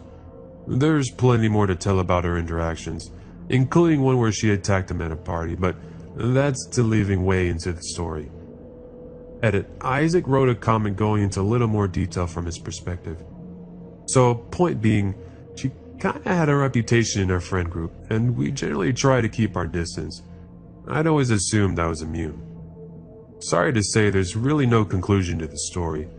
Someone advised me to file a complaint with the school, and I tried to get a restraining order or something. I figured if we all talked to someone and explained our experiences, we could at least keep her from showing up at the front door. I made a meeting with a counselor who seemed to really care and offered to look into it. A couple weeks later, they emailed me saying, "The student is going abroad next semester, so we're not going to do anything." I insisted that at least something temporary be put into place, and that although I was graduating at the end of the year, Isaac would be returning for one more year. Michael had graduated a year before me. They didn't do anything, but what did I really expect, right? This school is pretty notorious for not giving a hoot. I didn't run into her again. She hadn't texted me, and Isaac ended up taking a year off, so for the time being, that's where the story ends. Number 3. My freshman year of college was one of the funnest years of my life, and some of my fondest memories are from that year. But it was also the scariest and strangest year to date. I'm 31 now. This is thanks to one story in particular. That takes place over the entire school year. I still sometimes wonder how this really happened, and I didn't end up in a shut-in nut job. And it still freaks me out to this day. I've only talked about it once or twice since it happened about 13 years ago. August 2001, like most freshmen, I live in the dorms at a state party school. I opted out of the good school I got into. I guess I had a little steam to blow off after graduating from a military college prep boarding school. Plus, after a sports injury, I didn't exactly have any specific plan for life that went past Saturday night, if you know what I mean. A good buddy from my military school, Bill, went to the same college and lived a few floors below in the same dorm as me. So of course, we were getting the party started before my parents could exhaust fumes and had even evaporated from the parking lot. For the most part, the first month or so of college was pretty much like that. Normal. I went to most of my classes, partied just about every night, chased girls around, and that was enough for the moment. But things began to change one night, sometime in mid-September, and college for me would never be normal again. My dorm phone, landline, only Zach Morris carried a cell phone in 2001, get over it, rings in the middle of the night. "Hello?" was on the other end. I can only really describe the voice as the kind you'd picture when you think about a computer talking. Kinda like the early model for GPS. "Hi Gary, how are you today?" Not fully awake, I'm just confused at this point. "Who's this?" he repeats. "Hi Gary, how are you today?" It becomes clear I'm being effed with, so I hang up and chuckle. Frickin' Bill. Nice one. I pass back out. I end up forgetting about the call for a few days and never mention Bill or anyone else. About a week later, I get another call around the same time of night. "Hi Gary, I'm watching you." Nice, very cliche. "Seriously Bill, how are you not knee-deep in Everclear or Tridel at this hour? Enough already. Our roommate Kate is gonna get annoyed." Anyways, I hung up. I casually confront my oh-so-clever amigo at breakfast the next morning, purposely not trying to bite too hard to give him a payoff that might make him want to continue calling. I also wasn't 100% sure it was actually him and not another one of my douchebag friends. Gives a genuinely confused response. Whatever. So, a couple days after the second call, I come home and I see I had multiple messages on my answer machine. What the hell? I barely knew that the thing even worked. It's computer voice guy again. My machine cuts off the first 1 to 2 seconds of the message, which tells me it's a bot set to play a message upon answer. Hi Gary, I'm watching you. I thought I asked you to answer my calls, Gary. Where might Gary be on a Tuesday night? Okay, so one of my friends is clearly a jerk or bored enough to really push for a reaction here. The next day, I played the messages for Cade, who was around during the calls. He'd been a close buddy since we were in junior high, but we'd sort of taken separate paths after high school. So anyway, he's aware I'm a wild child and thinks nothing of the first couple messages. By the third one, he's a little spooked. I then walk down a couple other buddies' rooms and casually but immediately bring up the subject. Nothing. Over the next couple of days, I press all the close and semi-close friends I have, but again, I get zero answers and zero suspects. The calls start coming more frequently over the next couple months, starting at once a week, then to once every 2 to 3 days, up to every frickin' day by Christmas break. I don't say anything to my family at that point, although I really should have. It started out as a decent beginning of college, turned into not showing up for any classes, tests, or nothing. Sadly, my grades reflected, and I'm too busy to be answering for a 0.67 GPA to talk about some dumb prank that would likely be dismissed as a pathetic attempt at grade explanation. So it goes. Uneventful break, and back to school, determined to become a new man. I gotta put my stuff together with these grades, so I tell Bill I'm gonna have to chill out and focus on school. First night back, I get my first spring semester call from a CVG. How's your family in Cyprus? Hometown suburb. Okay, now this is really BS, man. What kind of people am I hanging out with that even have the discipline to drag out a prank this long? Ugh, I get the answer to that question in a few days, and the answer is none of them. Calls become threatening and downright dark. I'm very interested, Gary, in being close to you. Yeah, with kind of that weird sentence structure like that. I have tools I can bring. It's gonna be all over soon. One day, I bring Bill and all my other buddies up to hear the messages. I never deleted a single one for some reason. I guess when things happen over longer periods of time, you don't really feel cumulative impact until laying out the complete package of evidence. The guys are in shock. I guess I should mention that some of these calls got really specific in making sure to note specific details about my parents' address, as well as the violence they are planning on doing to me. Cut open your esophagus, Gary, with a butter knife, and all sorts of other crap that is sort of blurred together throughout the hundreds upon hundreds of calls I got over the school year. A chick friend of mine that I really liked in high school named Layla goes to a different school hundreds of miles away. We reconnected thanks to good old AIM and talk from time to time on the phone. CVG had mentioned a couple of times, your friend, and made threats about this unspecified person from time to time. But your friend turned out into your friend Layla. Layla and I are the only two people ever named in these calls, but it did get me wondering if this was a new lead to the source. Layla's clueless when I call her about it. Ugh, awesome. I know that background was long to read, but you'll understand why I had to explain the situation when I tell you about what happens next. One night, we're all partying and drinking at some hotel.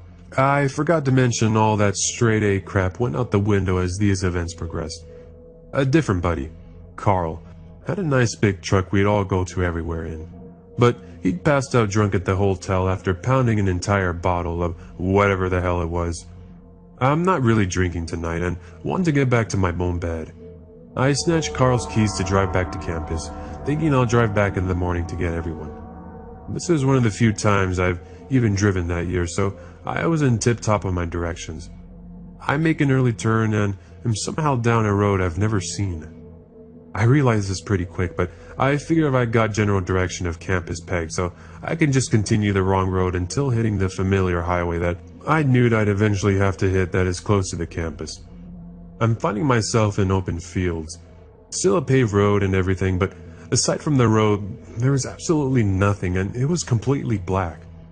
Around 3 a.m., there's this really strange four-way stop I come upon. Strange because I'm probably the fourth person in a year to drive on that road. Unnecessary? Anyway, I trudge along, eventually get to the familiar highway and home free. A few days later, CVG interrupts his usual depraved threatening to mention that specific four-way at the time I was on it, which, like I said, was around 3 a.m. and there wasn't a soul in sight. So yeah, I now realize CVG is obviously tracking my movements somehow. Note, I later joined the military, worked in the intelligence community, and worked special operations and tracked bad guys all around the world. To this day, I still can't figure out how this dude knew I was in the middle of those fields on that date, in the middle of the night. Never even mentioned it to anyone. Around March, this apparent rendezvous became CVG's focal point, and he'd make sure to let me know that the day was close. The calls were coming in no fewer than 10 or 15 every single day. Seriously. The ringer was now off out of courtesy to Kate, and I turned down the volume of answering machines as his phone calls were recorded anyways. But I finally get the message I'd been waiting for. Keep in mind, I've now become somewhat famous. All thanks to CVG. People are constantly knocking on my door, wanting to hear the messages. Friends of a friend, of whomever I knew. Because all people wanted to hear about at parties. Blah blah blah. For a split second, it was cool because I'm pretty sure I ended up getting a few dicks indirectly from introductions conceived through interest in the guy with the stalker. Don't judge me. Moving right along. The day, time, location are set. We will meet in the front of Coleman Hall at midnight, Wednesday 27th, April, and we will take our friendship to the next level. I know what you're thinking, and yeah, throughout the year I'd considered the possibility that I was dealing with a female. Hell hath no fury like a woman scorned, and I was definitely that kind of dude when I was 18 to 19 years old. The kind that could attract clinginess and anger, but I started to rule out female for various reasons that only a few ENFJ would understand. Look it up if you're not tracking. I can build profiles with a very high ratio of accuracy to available information that I have. This creep just didn't feel like a female to me. It didn't feel like a peer. I was convinced I was dealing with a mid-30s white male computer nerd that I'd come into contact with at some point in my life. It doesn't really matter because what I ended up finding out on Wednesday 27th in April, which, by the way, was Layla's birthday, was where I was wrong. Of course, everyone wants to be a part of this juicy story, and there's a pretty ridiculous amount of testosterone floating around the dorm on game day. This was a real-life creepster and a legit horror story unfolding before their very eyes, and groupthink will subvert caution if properly motivated. These guys are ready to defend me with their lives. Just ask them. So, while these monkeys are getting all hyped up on Mountain Dew, I stay home that afternoon, wondering what the hell I was going to do at midnight. Of course, I was going to go, but dude, yeah, I've always been an athlete in good shape. Wrestling, football, baseball teams, yada yada. But I'm still a 19-year-old white male. Good parents, grew up middle class, white suburbia, had a good life. In other words, I can definitely hold my own in a street fight, but this, whatever this is, doesn't feel anything like a street fight or any other kind of fight I'd been in. This is a disturbed, violent, angry, and possibly grown-ass psychopath that has decided to dedicate almost a full year now of his life to targeting and terrorizing me, so yeah, I'm a little friggin' nervous.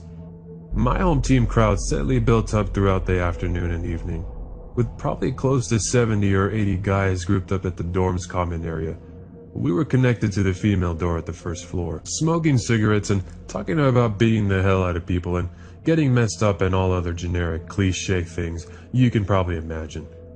And once the party hour approaches, over half of the guys splinter off into various other propositions that probably included more traditional fun like beer bongs and sorority girls, I'm left with about a 15 to 20 member platoon. I decided earlier that I was not going to allow all these knuckleheads to shadow me, but I could definitely use them in case of emergency. I didn't want to risk him spooking out the meat. So I let him know they will need to stay inside the doors of the common area while I walk outside in the meeting spot. Coleman Hall was adjacent to our connected girls' dorm and about 300 paces outside the door just to get to Coleman. The witching hour came, so I leave the crew to begin the longest couple hundred or so paces of my life. My boys can see me through the glass doors, but wouldn't really be able to see much once I got to the Coleman Hall door. About 100 paces out of my spot, I observed two things at the same time. Number one, some kind of small, quick movement in front of the patio walkway that goes all the way around the building, and two, the movement was in a spot along the walkway where the only normally uber bright bulb is out. I'm not exactly sure how I was able to see them, but I suddenly realized someone is crouched behind one of the bushes outside the patio perimeter against one of the building pillars. In dark clothes and a hoodie, he's a few feet off from the path where I'm supposed to meet him, and positioned to where I really should not have been able to see him, given the pillar blocking any shadow, plus the burnt out, I later found out smash, light. In fact, I could have easily walked all the way to the door without ever even noticed someone down there. Huh, nope. I sort of jump mid-step as this happens, and I see him raise up a little, thinking I might have seen him. I see him raise up and take a step toward me, and fight or flight hits. I've learned that my particular fight or flight chooses fight in more mild situations, flight during intense situations. But for crap your pants situations, it's scarier to run away with your back to whatever is scaring you. So I fight. Before I realize what I'm doing, I'm in a dead sprint towards this guy who I'm guessing sees what I can't yet, which is my platoon busting through the glass door in hot pursuit. Creepster nopes the hell out of there, running out the patio alongside Coleman Hall, toward the parking lot. I can tell this isn't the mid-30s computer nerd I predicted. Creepster is about average height, above average broad, and built athletically. That's all I could really tell you though. I'm not even sure he was white because he was at least tan if not Hispanic, Middle Eastern, etc. I'm really booking it as he turns a dime into the edge of the building. I realize I'm moving fast enough to catch him, but everyone else is really far behind. I also realize I'm moving so fast I won't be protected as I turn hard right at the corner of the building. If he stops there, I'm toast. As I turn the corner, I see the van sitting alone in the parking lot in front of me. It's running and brake lights flicker on then off, parking the drive and begins inching forward toward the exit. Homicide is of course heading for the van, which for some reason sent this whole new level of fear into me. This is it. This is really happening and I'm gonna get messed up and murdered tonight. But I can't stop. Something keeps me moving forward. I guess I'd come this far, dealt with this crazy BS for almost a full year now, completely unable to do anything other than try to ignore it. I'm not exactly going places academically at this point, and my life doesn't quite have all that much purpose to it yet. If I'm gonna get whacked, I at least know and this crap will at least be over. Plus, I still have a chance to catch this madman before he gets away. If I could get close enough to dive tackle, I would still be on my own to deal with this creepster, his driver, and now I realize there's a third one that was manning the side door. Awesome. I don't care how badass you think you are when you're a 19-year-old jock, your chances of taking down 3 grown men that are already violent criminals and prepare to victimize you are about 1 in nothing. My turn is wide and slow due to being in a full sprint, and I lose my ground. I'm probably about 20 yards from that lot when he does a flying leap into the side of the van. There couldn't have been any rows of seats for a leap like that.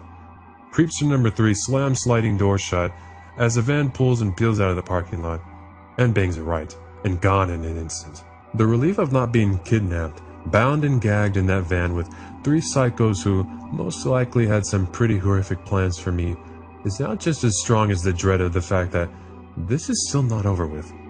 I was speechless, and so was my platoon as they catch up a minute later. A few of them caught up enough to witness the parking lot scene, but no one was really talking. Testosterone has now been replaced with genuine and earnest concern. They all just stood there with me, catching their breath and making sure I was alright. One guy asked if anyone got a plate number. Not even I did. Not enough light. We finally start walking back, and I'm relieved at the scene as we trace our steps.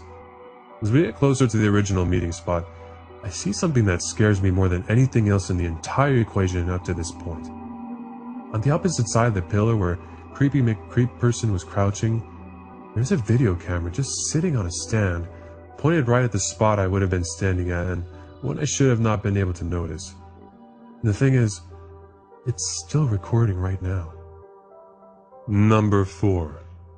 The story happened to my mom about 2 years ago. I live in a small town in Belgium where everyone knows everybody. My mom had just quit her job due to health problems and was a stay-at-home mom. With my dad working and my siblings and I in school, she was used to being home alone. Living in a small town, nothing really bad happened, so being home alone was never an issue.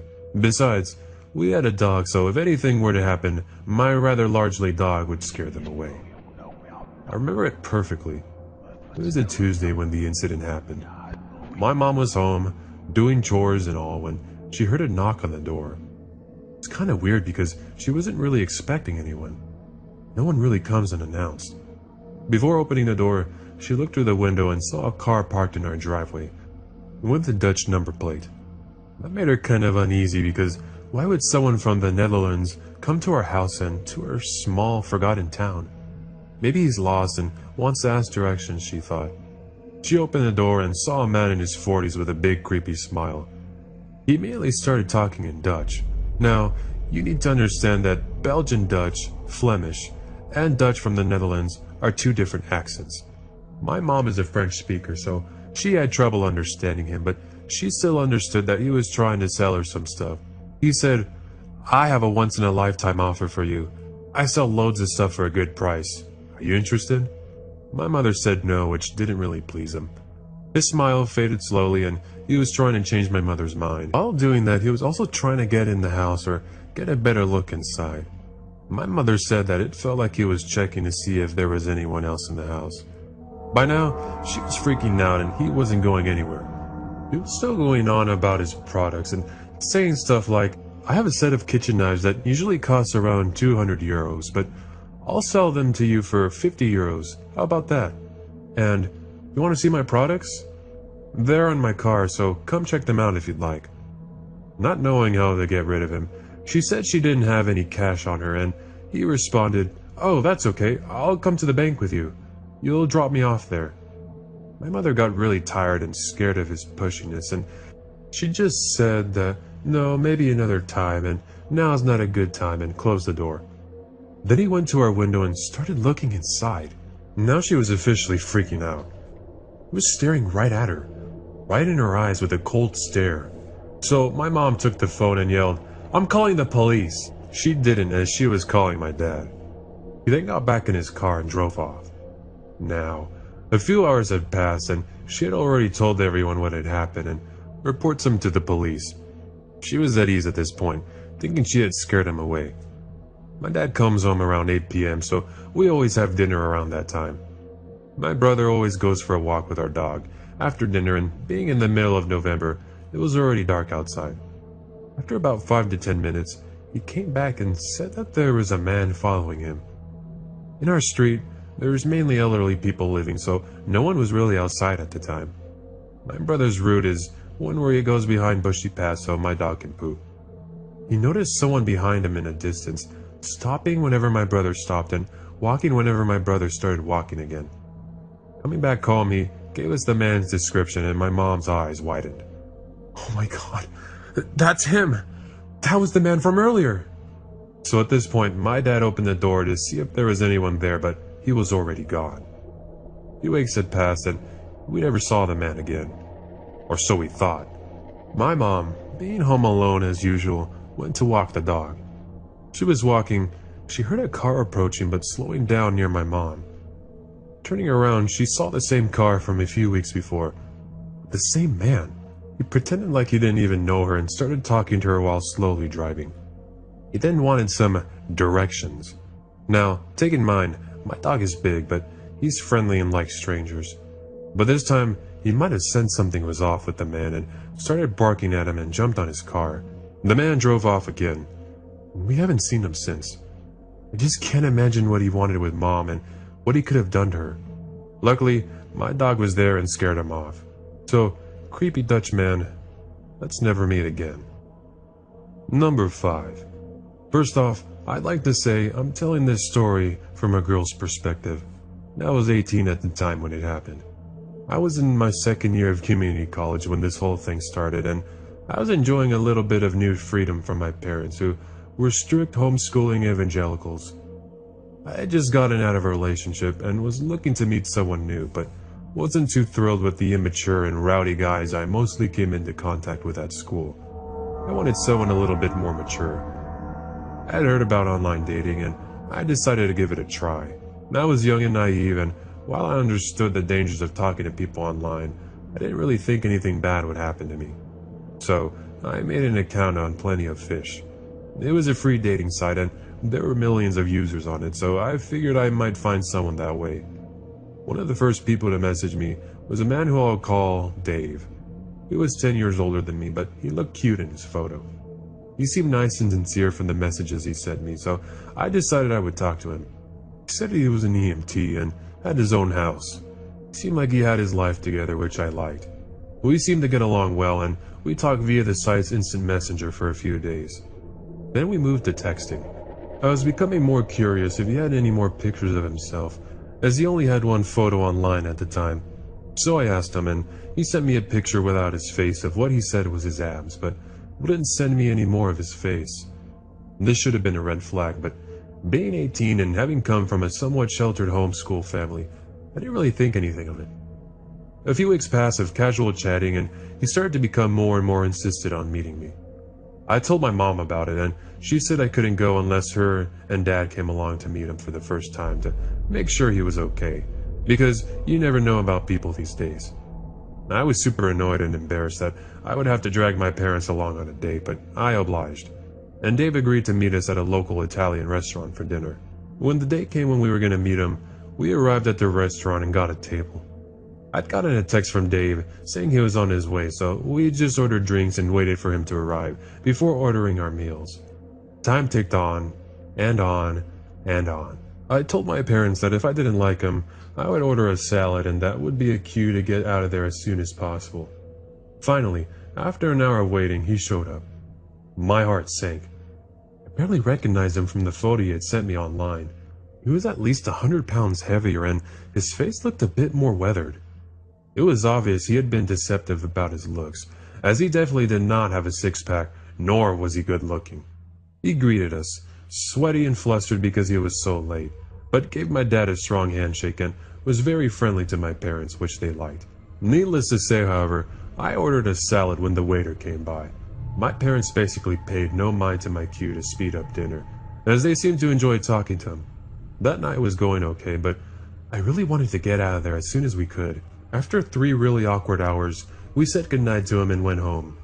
I immediately texted him afterwards and told him that while I liked him as a person, I wasn't interested in a relationship with him. He seemed sad and really wanted a chance, so he suggested that we remain friends and hang out sometime. Reluctantly, I agreed, and my parents let me go out with him because he seemed okay.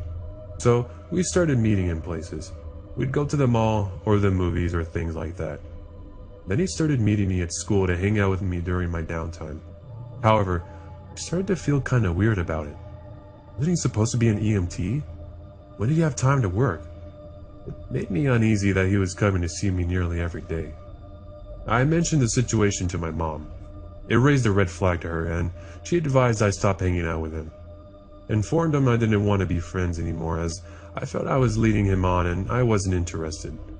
It seemed okay over the phone, and I thought it would end there, but boy was I wrong. He started texting me and calling me, non-stop. We'd leave about 20 to 30 text messages a day, begging me to hang out with him again. He'd call and call, seeming to get more angry in each voicemail he left me. When I ignored those, he would send me emails or even messages on Plenty of Fish. I told him to leave me alone, just in case ignoring him wasn't enough of a hint, but he wouldn't. He was beginning to scare me. He told me how he had friends in the police department and Interpol and that he knew where I lived. Threatened to come by my school or come to the house and claimed he knew where I was at all times. I was terrified of this. I would sometimes see a strange black car driving slowly by, and I would hide and keep the blind shut when I was home alone. To this day, I'm not sure if it was him or if it was just a coincidence. I began to drive my mom's car to school as he knew what my car looked like. My mom had kept her car in the garage all the time, so there was no way he knew that car. I also began to park in a different area at the school, so it was less likely he would see me or find me. I eventually got a new number, so the text messages and calls stopped. That didn't stop him from emailing me and instant messaging me from new accounts he made, even though I'd blocked his old ones. I basically had to watch my back and live in fear of this man for about 6 months. But eventually it finally stopped. About a year or so after this all transpired, I Googled him. I thought, if he's this creepy, I wonder if he has a record. Well, it turns out he had been arrested and charged with child pornography recently, and he had been thrown in jail after violating his probation by trying to get a job working with children at an amusement park. I read some comments on some of the articles about how he stalked and threatened other women too. Turns out he was never really an EMT, by the way. I'm also glad he's behind bars where he belongs.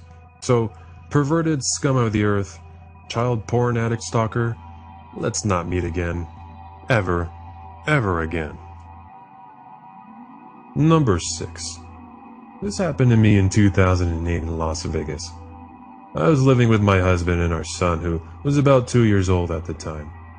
Well, I would frequently take our son to the grocery store early in the evening with me to do some shopping and give my hubby some time alone. I never really worried. The store was literally right outside my neighborhood, plus I lived in a decent neighborhood. I finished my shopping and put my son in his car seat. By the time I finished loading the car, he was already passed out, so I decided to quickly fill my tank of gas at the gas station on the other side of the parking lot. While I was pumping gas, a big truck pulls up on the opposite side of my pump. The man pumps his gas, seems to take notice to me, and leaves. As I'm finishing up, the truck suddenly pulls up next to my car, and a man who looks like he loves his meth says, "Excuse me, miss, but I just felt compelled to tell you how beautiful you are.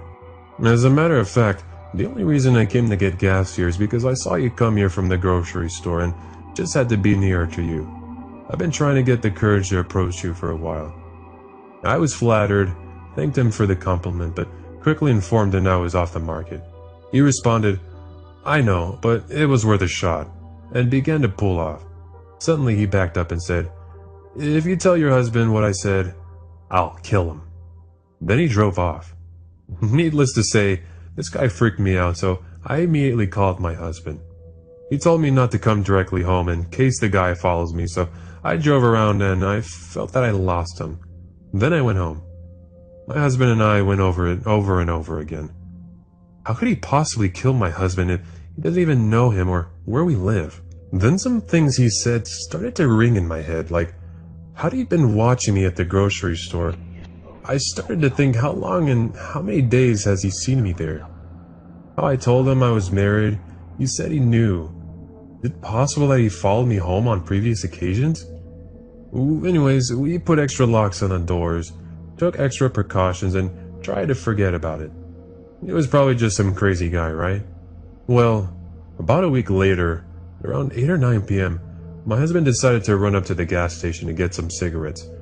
I was sitting on the computer in our dining room as he left through the garage door, with our son sleeping in his bedroom on the other side of the house. A minute after he left, I heard the garage door in the laundry room open and somebody came in. I immediately assumed it was my husband grabbing something he forgot. I called out to him and didn't even get a response, so I called his name again and received no answer. But the thing was, I could hear someone moving around in the laundry room. Needless to say, I started to worry. All the guns in the house were in our room, and I'd have to walk right past the laundry room to get them. Suddenly, I heard my 2 pet bulls from my room start growling. Both dogs started barking viciously and ran towards the laundry room, at which point I heard the laundry room door open to the garage and slam shut very quickly. At that point, I grabbed my phone and ran into my son's room and called my husband to ask him if he had just returned home for something. To my horror, he said no and that he was at the gas station. I told him someone was in the house, but I think the dogs had scared him out. He instructed me to stay in our son's bedroom with the door closed and that he was on his way home. So I sat in the dark next to my sleeping son in terror.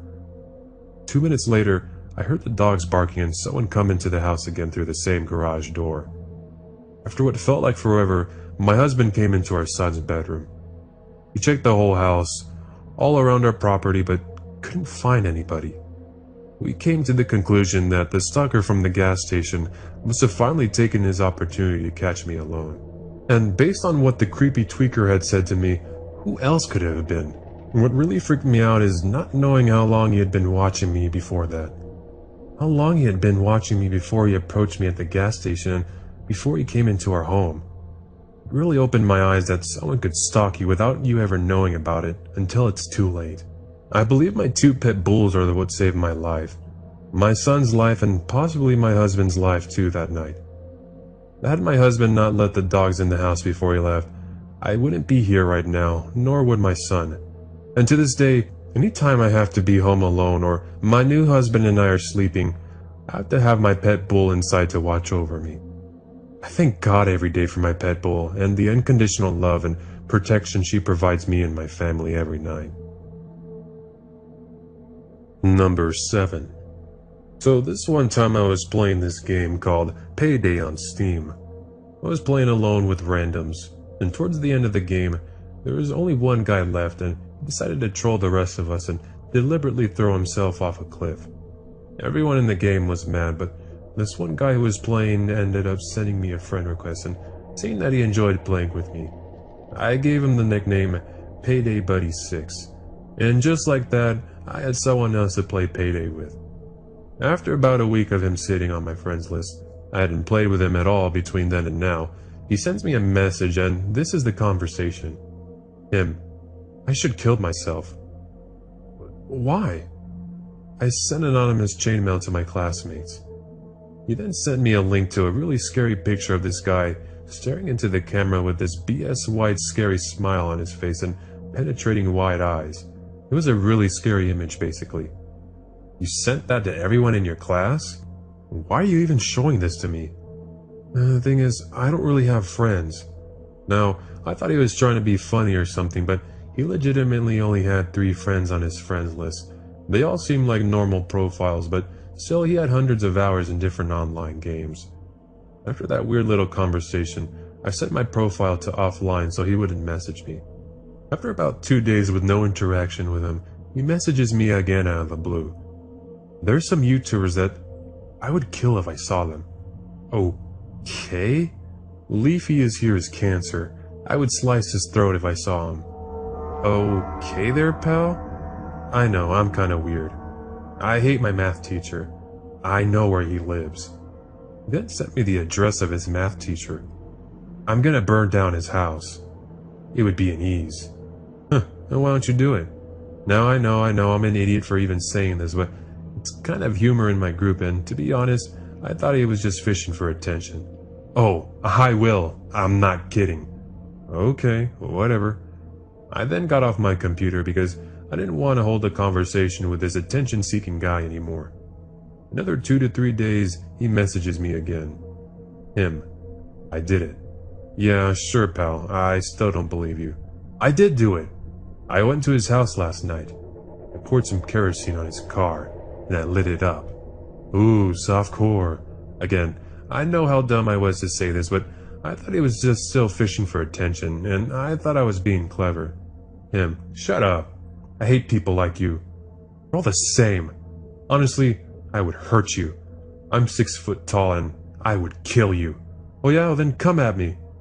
He then sent me and my neighbor's address, and I realized that this wasn't just some kid wanting to seem tough to strangers. Wrong house, mate. Nice try. Oh, I can, and I will hurt you. I killed a cat last night. Thought you burned down your math teacher's house. I did both. I then unfriended him and blocked him, and I didn't hear from him for about a week. That was until I got up this morning, and that was before I got on Skype. I got a contact request from a guy with the same username and profile image. Right now, I'm writing this at school because I can't stop thinking about how weird this guy is. Should I contact the police, or would that be overreacting? We're in different countries, I think, so it's not like he can touch me, but how the hell did he get my Skype? Regardless, I'm Skidai. I'm a private law enforcement officer. I enforce state laws underneath independent contacts, unlike public or urban officers, who are tax-paid and work underneath the government. Think of me as being similar to a personal attorney, instead of being an appointed one. Now, my unnerving doubts about my obscure occupation started 4 years after I accepted a seemingly simple contact from a middle-aged Eastern male stockbroker. You see, he merely requested a private escort that went across the state in an unmarked vehicle. On the phone, the low-toned man oddly asked only two uncomfortable and uncommon questions, which were, "May we not take any back roads, and may we not make any stops whatsoever. Please, and thank you." After he hung up without saying goodbye, I know right then and there that this contact was not a novice officer, such as myself. But after reviewing the massive payout of $7,000, I would have been a complete fool to at least not meet the shady guy. Oh, and to note, I'm no fool. At least I thought so at the time. A couple of weeks later, 2 hours before midnight, I alone meet the nerve shock guy at an airport, approximately 225 miles from his desired destination, of which, of course, I was unfamiliar with. He did not greet me, nor did he say anything beyond this. Remember our agreement. No back roads and no stop. Please and thank you. What the heck was wrong with this guy? Well, either way, I allowed this weird dude into my unmarked car, and we headed off.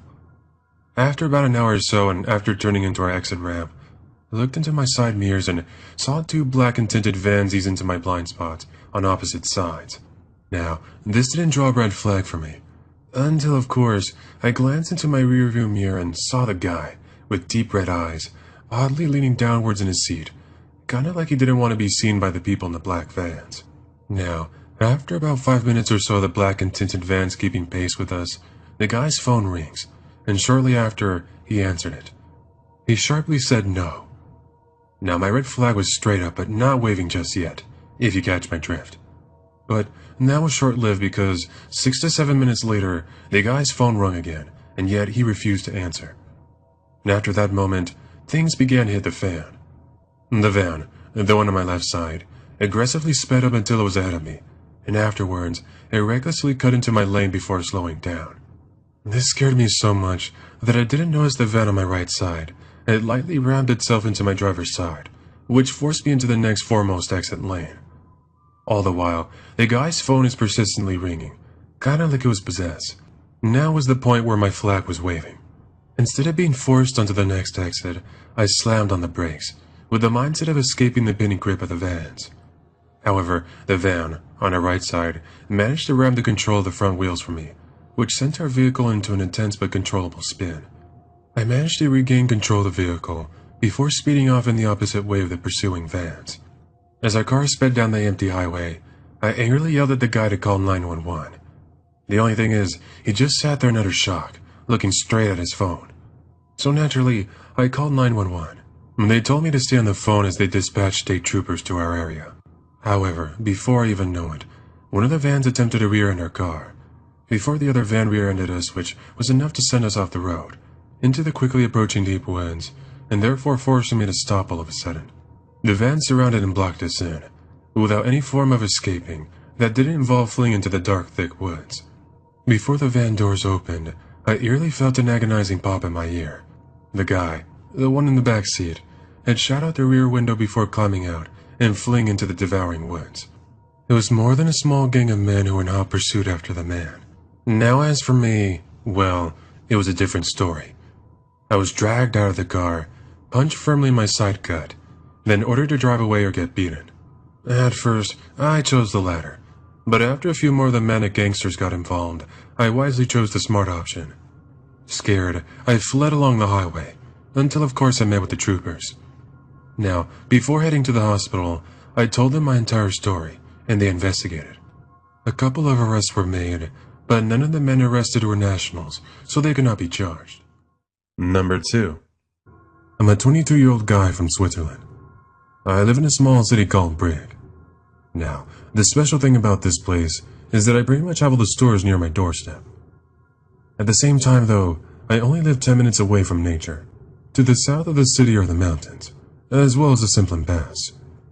Now, my aunt has a wooden house up there. So as a kid, I loved to be there. We went up there at least once a month. Now, the way the house was built was just so beautiful. It was great for taking a break from life. The only thing is, I remember the day that my aunt told me why we couldn't be at the house on Wednesdays. So, the story goes that every Wednesday, the house gets visited by the family that built the house in the 1850s. Yeah, I know what you're thinking, but just keep listening. Our neighbors would see the lights turning on and hear crying sounds while nobody was in the house. But it was only on Wednesdays. So, my aunt decided to never be there on Wednesdays. Now, I never believed it, and even as a kid, and even now, I've never had any sort of paranormal experiences. So the years passed and I turned 22 last week. I asked my aunt to let me borrow the house for my birthday. I didn't want a regular birthday, but just something special. And up there in the mountains, with clean air and beautiful views, and a cozy wooden house, well, it's just perfect. I didn't want a big party or something, just a good time with my friends. So she gave me the keys and we drove up on Monday and had a good time. Now is Tuesday evening. We were sitting outside, but it started to get cold. We then proceeded to go in the house and watch some movies. Logan, by the way, which was great. We were starting to get tired and went to bed. Suddenly, though, I woke up. I looked at my phone and checked the time. It was 2:30 a.m. It was Wednesday. One of my friends was laying on the floor on an air mattress. The other two friends were sleeping in a separate room. I looked down at him. He was already looking at me with big eyes. You heard it too, right?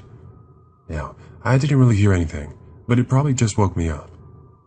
That's when I could see faint light under the door.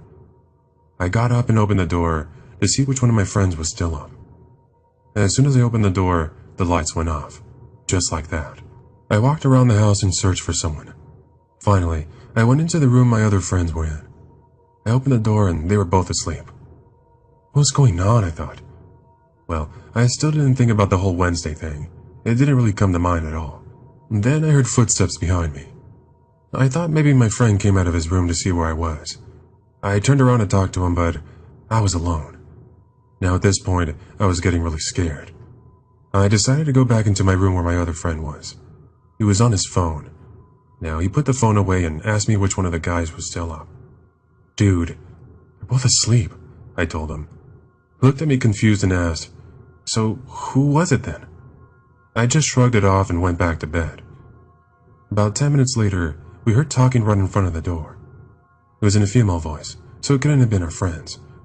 My friend and I, both still awake, were just looking at each other while listening.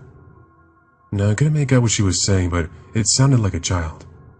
After around 2 minutes, it finally stopped. After that, we didn't hear or experience anything for the rest of the night. The next day, we ended up driving back home. I thought about the things that happened that night, and then it came to my mind. The story my aunt told me. Did that really happen? Needless to say, I was searching for an explanation. My friends didn't know about the story, so why would they even prank me like this? And even if they did, how did they manage to do it? I mean, think about it. There's no way for them to turn off the lights and turn them back on, then go back to bed without making any noise. And plus, there's the footsteps. I turned so fast that there's no time to get away from them. So, what was that? At the end of the day, I'm never going back to that house again. I don't care which day of the week it is. I refuse to step in that house. Number 3. I'm a 13-year-old now, and my brother is 12. This happened when I was 9, and my brother was 8. One day, our father told us both to go to the grocery store. He told us to get milk, eggs, and flour. You see, we were making a cake for our grandfather that day. Now, as we were heading over to the store, we saw this weird creepy dude that was just looking at us. My brother was the paranoid one. Meanwhile, me, well, I wasn't really so scared. Now, okay, I'll be honest. Maybe I was a little bit scared. Now, once we arrived, we parked our bikes on the side of the store, and we still noticed the guy was checking us out. Now, thankfully he didn't actually follow us inside. So we go and tell the security guard and tell him what we were seeing. The security guard tells us not to worry about it. He tells us it happens all the time and we shouldn't bat an eye. So we ended up buying our stuff and we ended up walking out. But that's of course when the man came up to us. He told us, Hey kids, want some candy? Now in my little mind I was like, are you for real? Free candy? But at the same time I was thinking, yeah, I'm not taking anything from strangers. Now, being the dumb kids that we are, we eventually said yes. And that's when he told us, Well then, follow me. I have something interesting to show you. You want that free candy, right? This time though, I knew this was obviously a trap, but I actually tried to act like I would fall for it. But when I looked at my brother, he knew that I was acting. We ended up following for about 10 seconds, and then I said, "Come on, let's go." Now, like I mentioned earlier, we had bikes that day, so we literally drove from one side to the other with our hearts beating so fast. I was so scared that I started shaking, but my brother already had tears in his eyes. Now, our home wasn't that far. It was only a couple of blocks away. Once I saw my house, I had butterflies in my stomach, and I was so happy. We rushed in and told our father about the situation. He was actually so scared that he ended up calling the cops. The cops asked us if we saw his face.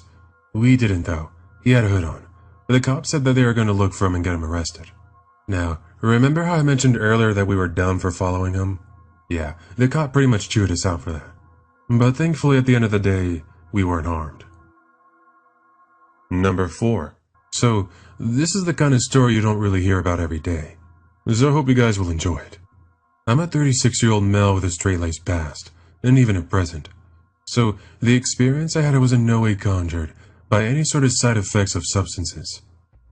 It was late winter of 2000, between the early morning hours of 1 and 2 in the morning. That's when I experienced something I could never comfortably explain and can never forget. Now, I'm a bit of an impulsive individual, so boredom beckons my urge to travel, no matter the destination. In this case, my destination was my family's farm. It was about 1.5 hours southeast of St. Louis, in Perry County, Illinois. I've always been a bit of a night owl, so when I could not stand the confines of the city, well, I decided I needed to go out into the country and do some late-night trail riding on my new ATV. So I packed my bag, jumped in my truck, and started on a drive I've taken 1,000 times before. But this drive was like none other before. I left St. Louis just before 1 a.m. and headed south on I-64. Now, aside from the same few cars playing leapfrog for the past 35 miles, even the bright high beams of oncoming vehicles, the drive was going smoothly. I was getting to the point of my drive when I could finally see something that has always captured my eye on this boring drive. There is a small town on the east side of I-64 that has a beautiful church that dominates the horizon due to the lights that illuminate the steeple. As I approach an overpass that marks the point, I can look off to my left and see the church, and that's when I see some far more spectacular lights that are dominating the sky. I became entranced with a light in the sky that burned brighter than any artificial light I've ever seen. But strangely, this light didn't seem to illuminate anything. At least, not in the way we're used to seeing. This light had no true shape to it, so I have a hard time explaining exactly what I saw. It was just a very bright light that didn't seem to move. Now, this light was about 800 yards east of the highway, about 500 feet in the air, so it was pretty close considering the intensity and mass of the light. As I observed this light, I noticed that it felt like time itself slowed down, but little did I know it was just because I was coming to a crawl. Now I looked over at my speedometer, and I noticed I was going about 30 miles an hour. I thought to myself, well, you know, that's kind of strange. Shouldn't people have already passed me by now? But as I looked around, it seems everyone was doing around the same speed as me. As I was focused on the traffic around me, that's when I saw something truly strange start to happen. The interior of everybody's vehicle had become illuminated, and it looked like the scene from Christine, when the car is trying to get to the girlfriend. Now, the people in their vehicles seemed to be completely oblivious to the fact there's even an object in the sky. Well, eventually, they started to notice. At this point, a bit of panic sets in, but I can't seem to speed up, and there wasn't really much I can do, so I just continued slowly for the next 2 miles. After I traveled those long 2 miles, I finally hit a second overpass. Now, this is the point that marks the end of the visibility, as well as the visibility from the light above. Now, I don't know how long I saw that light. Now, I do know that as soon as I passed that hill beyond the second overpass, it was like somebody hit the play button. The rest of the drive was uneventful. I made no stops for food, gas, or even to clean my car. I arrived at the farm at 3:30 a.m. Number 5. Okay, right now I'm a 13-year-old male. I help a lot around a neighborhood where my friend lives, who we'll call Phil. Well, one day, I was helping out at a store that I work at. And that's when this creepy guy walks in and looks at me funny. I was restocking the store, and that's when he comes up to me and asks if I want candy. I freeze, and I tell him no, but that's when he puts his hand on me. Now, my manager saw what was going on, so he walks out and this creep runs out fast. Now, fast forward about 3 hours. I'm going to my friend's house after work, and I talk to the manager and tell him not to tell my parents. But being the smart kid that I am, I told him anyways. Well, now I'm not allowed to help there, and I've seen the guy quite often since. A few months ago, he ended up stopping me when me and my pal Phil were riding our bikes. He ends up asking me the same question, and me and my pal ride past him. Of course, this would have been fine, but he ends up chasing us down the block. He finally stops, and we kept going after. Well, as you might imagine, we called the cops, and yes, it did turn out he was a crackhead, but they never did find him. Now, I don't know what his intentions were, but I really don't want to find out. So, crackhead candy guy, I hope we never meet again. Number 6. I first must tell you some background info before I get into the initial story. My 2 younger brothers, my dad and myself, had a favorite spot to camp in the bush of Australia. We have camped there many times before, and would love to go fishing together and enjoy the fire at night. Although, there's one thing I hated most about our camping spot. You see, the toilet blocks were a bit of a walk away, and at night, well, you can imagine how dark it was. We were surrounded by thick trees, and you could barely see into the woods without a torch. Now, this story takes place quite a few years ago, when I was about 12 years old. My younger brothers were both only 8 years old, and this one time my best friend had joined us on the camping trip. She was 11 years old. We enjoyed the day laughing and swimming in the lake, but when the late afternoon came, I realized something quite embarrassing. It was my time of the month. Well, my dad had plans to go into town that day and do some shopping for us. I was too embarrassed to tell my dad this, so my friend allowed me to say that she was the one with her period, so my dad bought her sanitary pads when he went into town. This piece of information holds meaning because normally, as the toilet block was so far away, I would just find a clearing in the woods to pee. But as I now needed to take care of extra things, I needed to actually go to the toilet block. Well, late at night, I needed to go, and well, change. I was too scared to go alone though. My friend and one of my brothers, the brother of which is much skinnier than the other, came along with me. Now, as I was very paranoid, I made sure to take a pocket knife with me, just in case anything happened. We walked along the dark road, with our torch illuminating the path ahead of us. After a long walk, we finally made it to the toilet block. These toilets were a building that stood by itself, not close to any other campsite, and not attached to any other building. We all entered the female toilets, as my little brother didn't want to be left alone in the dark. Now me, being the person that I am, took the torch from my friend and quickly checked the stalls to make sure they were empty. Thankfully, they were. I then gave the torch back to my friend, and she took charge. We did our business and washed our hands, and waited until we were all done in the toilet. As we exited, I was closest to the end of the building. That's when I suddenly got a very eerie feeling. At first, I thought it was just me being paranoid, but I made sure to ever so slightly look at the side. That's when I saw a short man. Now, this definitely was not a kid. It was a grown man. I tried to remain calm as it seemed he just stood there and watched us as we started to walk back to our camp. Now, not only was I terrified for the fact that we were so young, I was also scared for the fact that I was quite short and not very built in any way. My brother, as said beforehand, is very skinny as well. And while my friend was taller and was a bit more stockier, well, she didn't deal with confronting issues so well. We would find it very difficult to fight anybody. If this man had a weapon or knew how to fight, my pocket knife wouldn't be much of use. I quickly walked faster, and naturally, my friend and brother followed suit. I could then hear footsteps behind us. My friend and brother had yet not noticed, as they were talking and were not paying attention. When I was sure the man wasn't very close to us, I turned to them slightly and whispered, "Don't turn around, and don't panic, but there's somebody following us."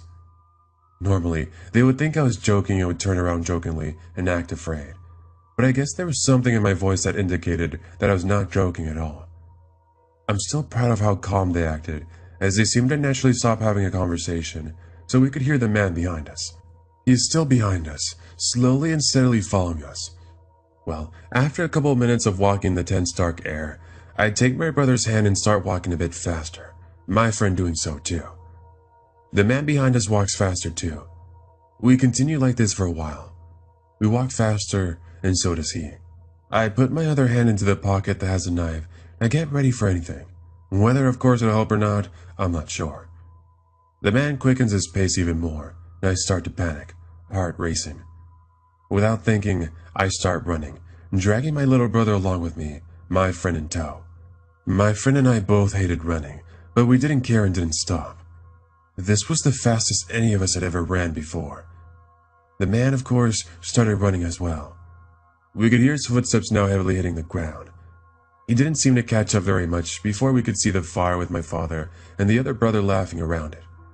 We continued running towards there and finally reached back to our spot. I quickly looked behind us and there was nobody there. I have no idea how close to us he had actually gotten, since by a certain point I stopped paying attention so much and concentrated on running. I also have no idea when he finally stopped following us. Now, I know this story seems kind of typical and anticlimactic, but when you're in this situation yourself, especially at such a young age, well, you understand how scary it is. I still don't understand how I was able to remain so calm and didn't instantly scream. I remember I told my dad what happened right afterwards, but he was very drunk by this point and laughed thinking we were just playing around. I'm glad the man got scared. The state that my dad was in, well, he wouldn't have been much help. My friend and I found it difficult to fall asleep that night, as we lay in the tent whilst my brothers and dad slept in the caravan. That was, thankfully of course, all that happened that night. So, creepy man who followed us, let's not meet again, please. Number 7. I'm a firefighter/paramedic in a small town. Now, this town isn't small that everybody's on call, but just big enough to have 2 people on duty at all times. I'm a 27-year-old male, short but muscular. I've been called beefy on occasion, and my partner this shift was a larger, older guy. It was around 10 to 10:30 p.m. on a slow night. We were watching a movie. We ended up putting on House of a Thousand Corpses. If you haven't seen it, it's about this family in the middle of nowhere. The daughter goes out hitchhiking and the brother shoots out the tires. She says her brother has a tow truck and can fix it. They of course get lured into the house, and well, let's just say you'd have to watch the rest to find out. So, right after one of the scenes, an unknown medical call is made in a very rural area. Of course, after watching that movie, we're on edge, but we have to go anyways. My partner ends up saying, "What the heck? There's nothing on that road." I told him, well, it's either a prank or some kids are probably trespassing somewhere and maybe got hurt. When we get to the address, we find an abandoned farmhouse. Upon walking to the door frame, since the door wasn't there, we wanted to make sure that the scene was safe, so we stood quietly for a few seconds. When we did, we heard a very creepy giggle, and a female voice saying, "Everything's set up?" That's when a male voice replied, "Shh, they're here." At that very moment, my partner and I both turned pale white and booked it out of there. Now, I don't think I've ever seen an old fat guy run so fast in my life. We get back in the ambulance and sped down the road a bit, pulled over, and then asked dispatch to send PD. The police took a look around and found a pentagram carved in the floor, a bunch of candles, and a knife.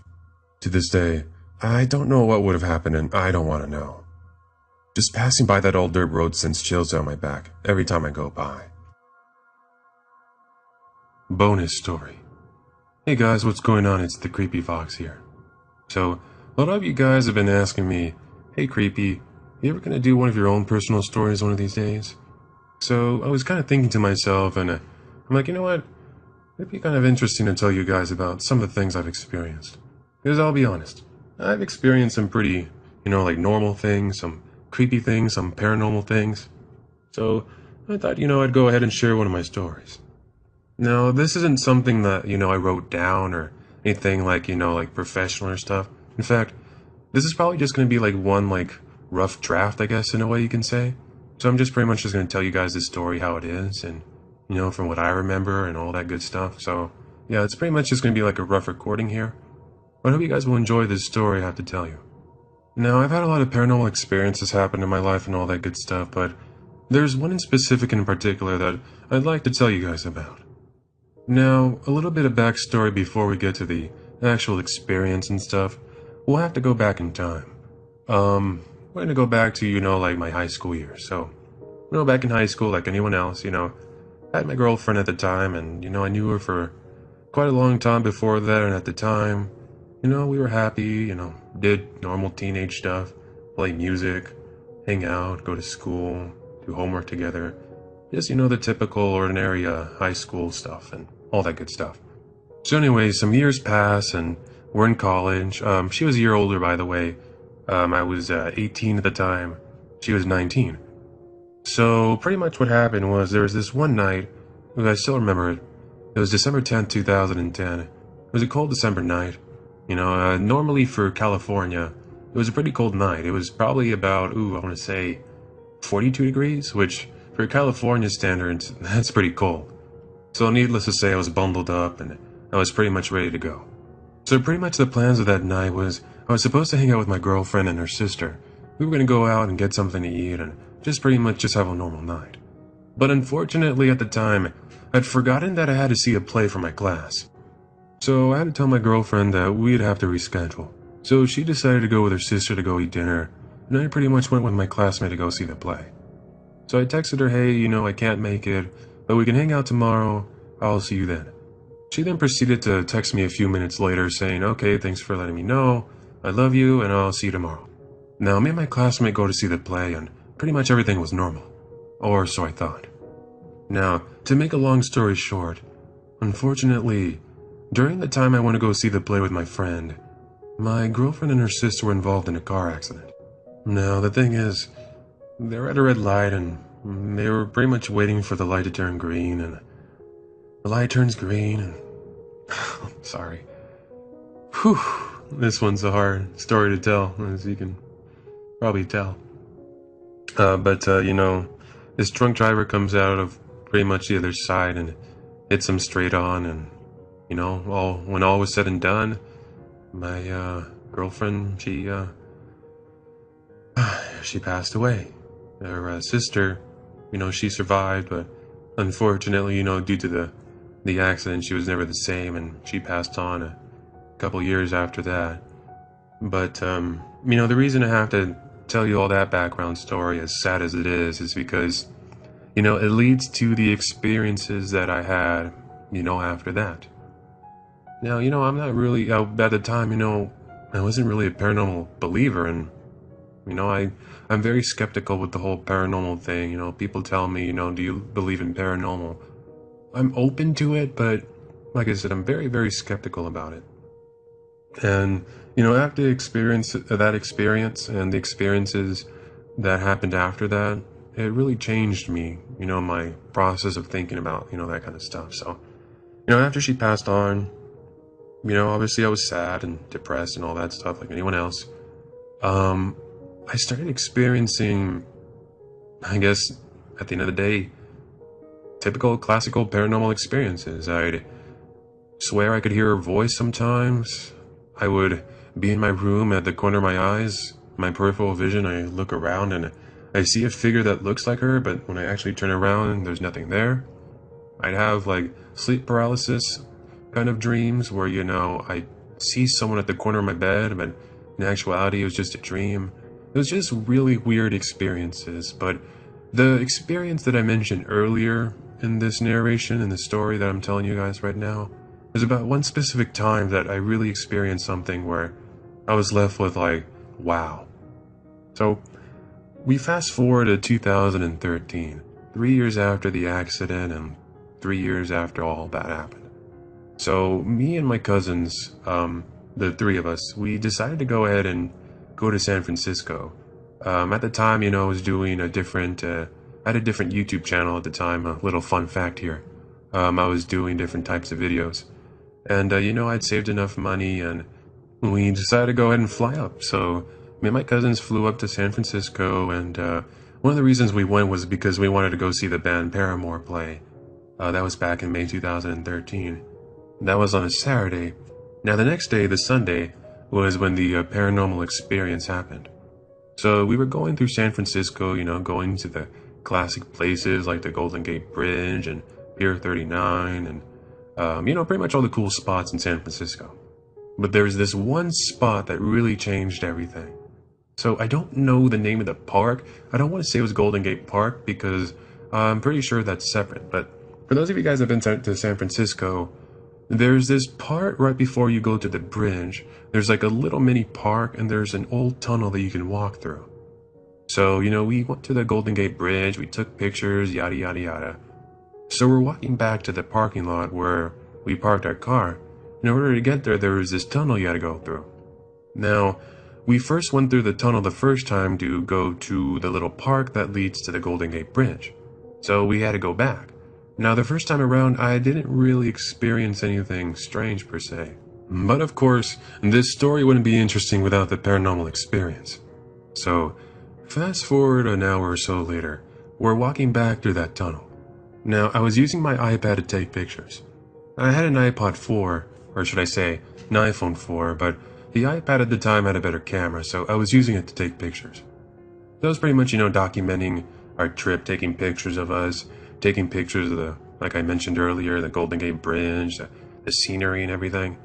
So as we're walking back through that tunnel I mentioned earlier, I was just taking pictures, just taking pictures of the tunnel and all that stuff. And I'll get to the interesting part in just a little bit, but like I said, I was just taking pictures and I was inside the tunnel. And this time around, I felt different, to say the least. Like, I felt like this cold pressure, I guess is the best way to describe it.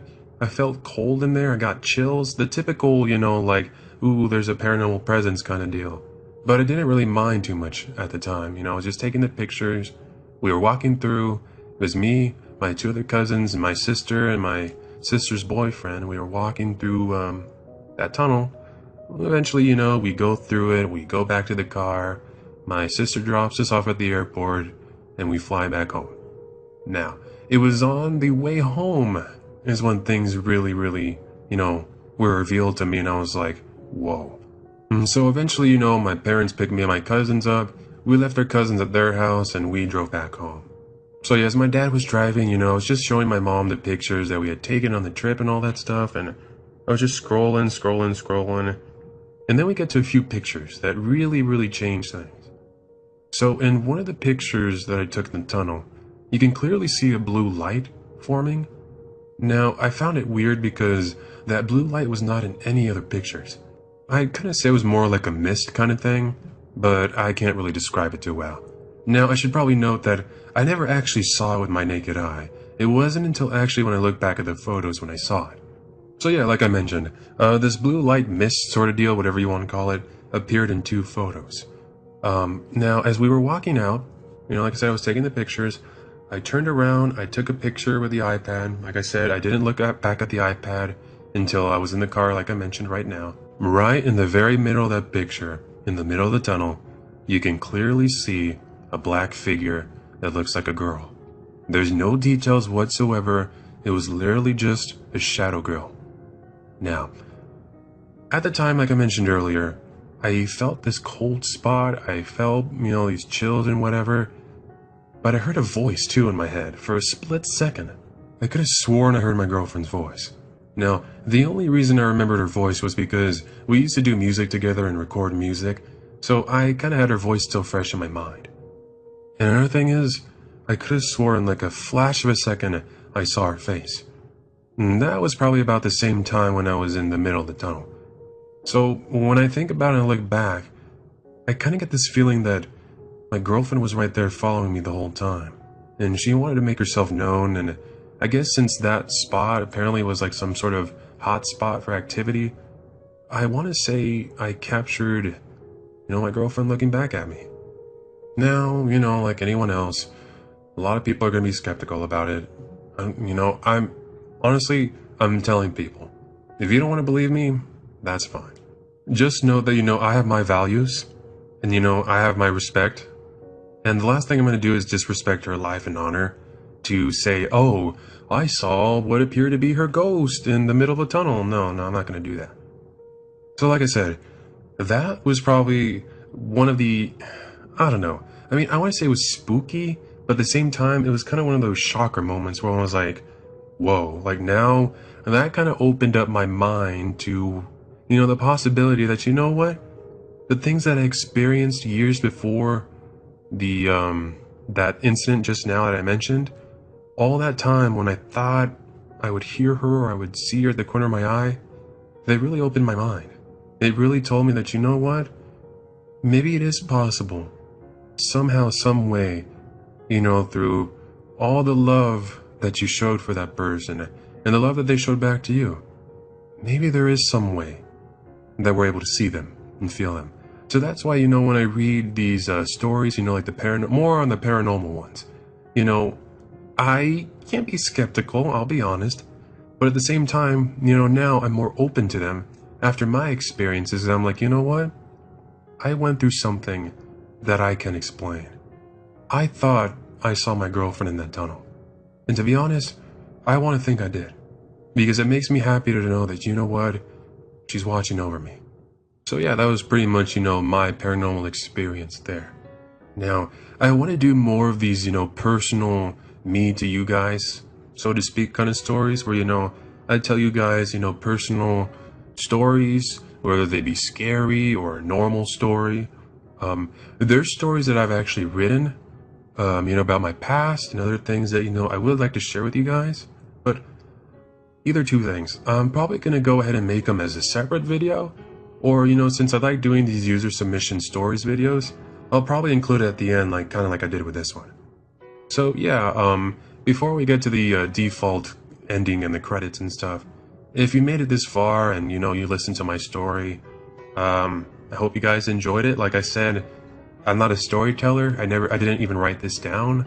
I just pretty much told it from my mind and my memory of my past and all that stuff. I'm sure if I wrote it down, it probably would have sounded more professional, but I kind of wanted to make this one a little bit different and, kind of give you guys more of that raw, live kind of blog sort of deal.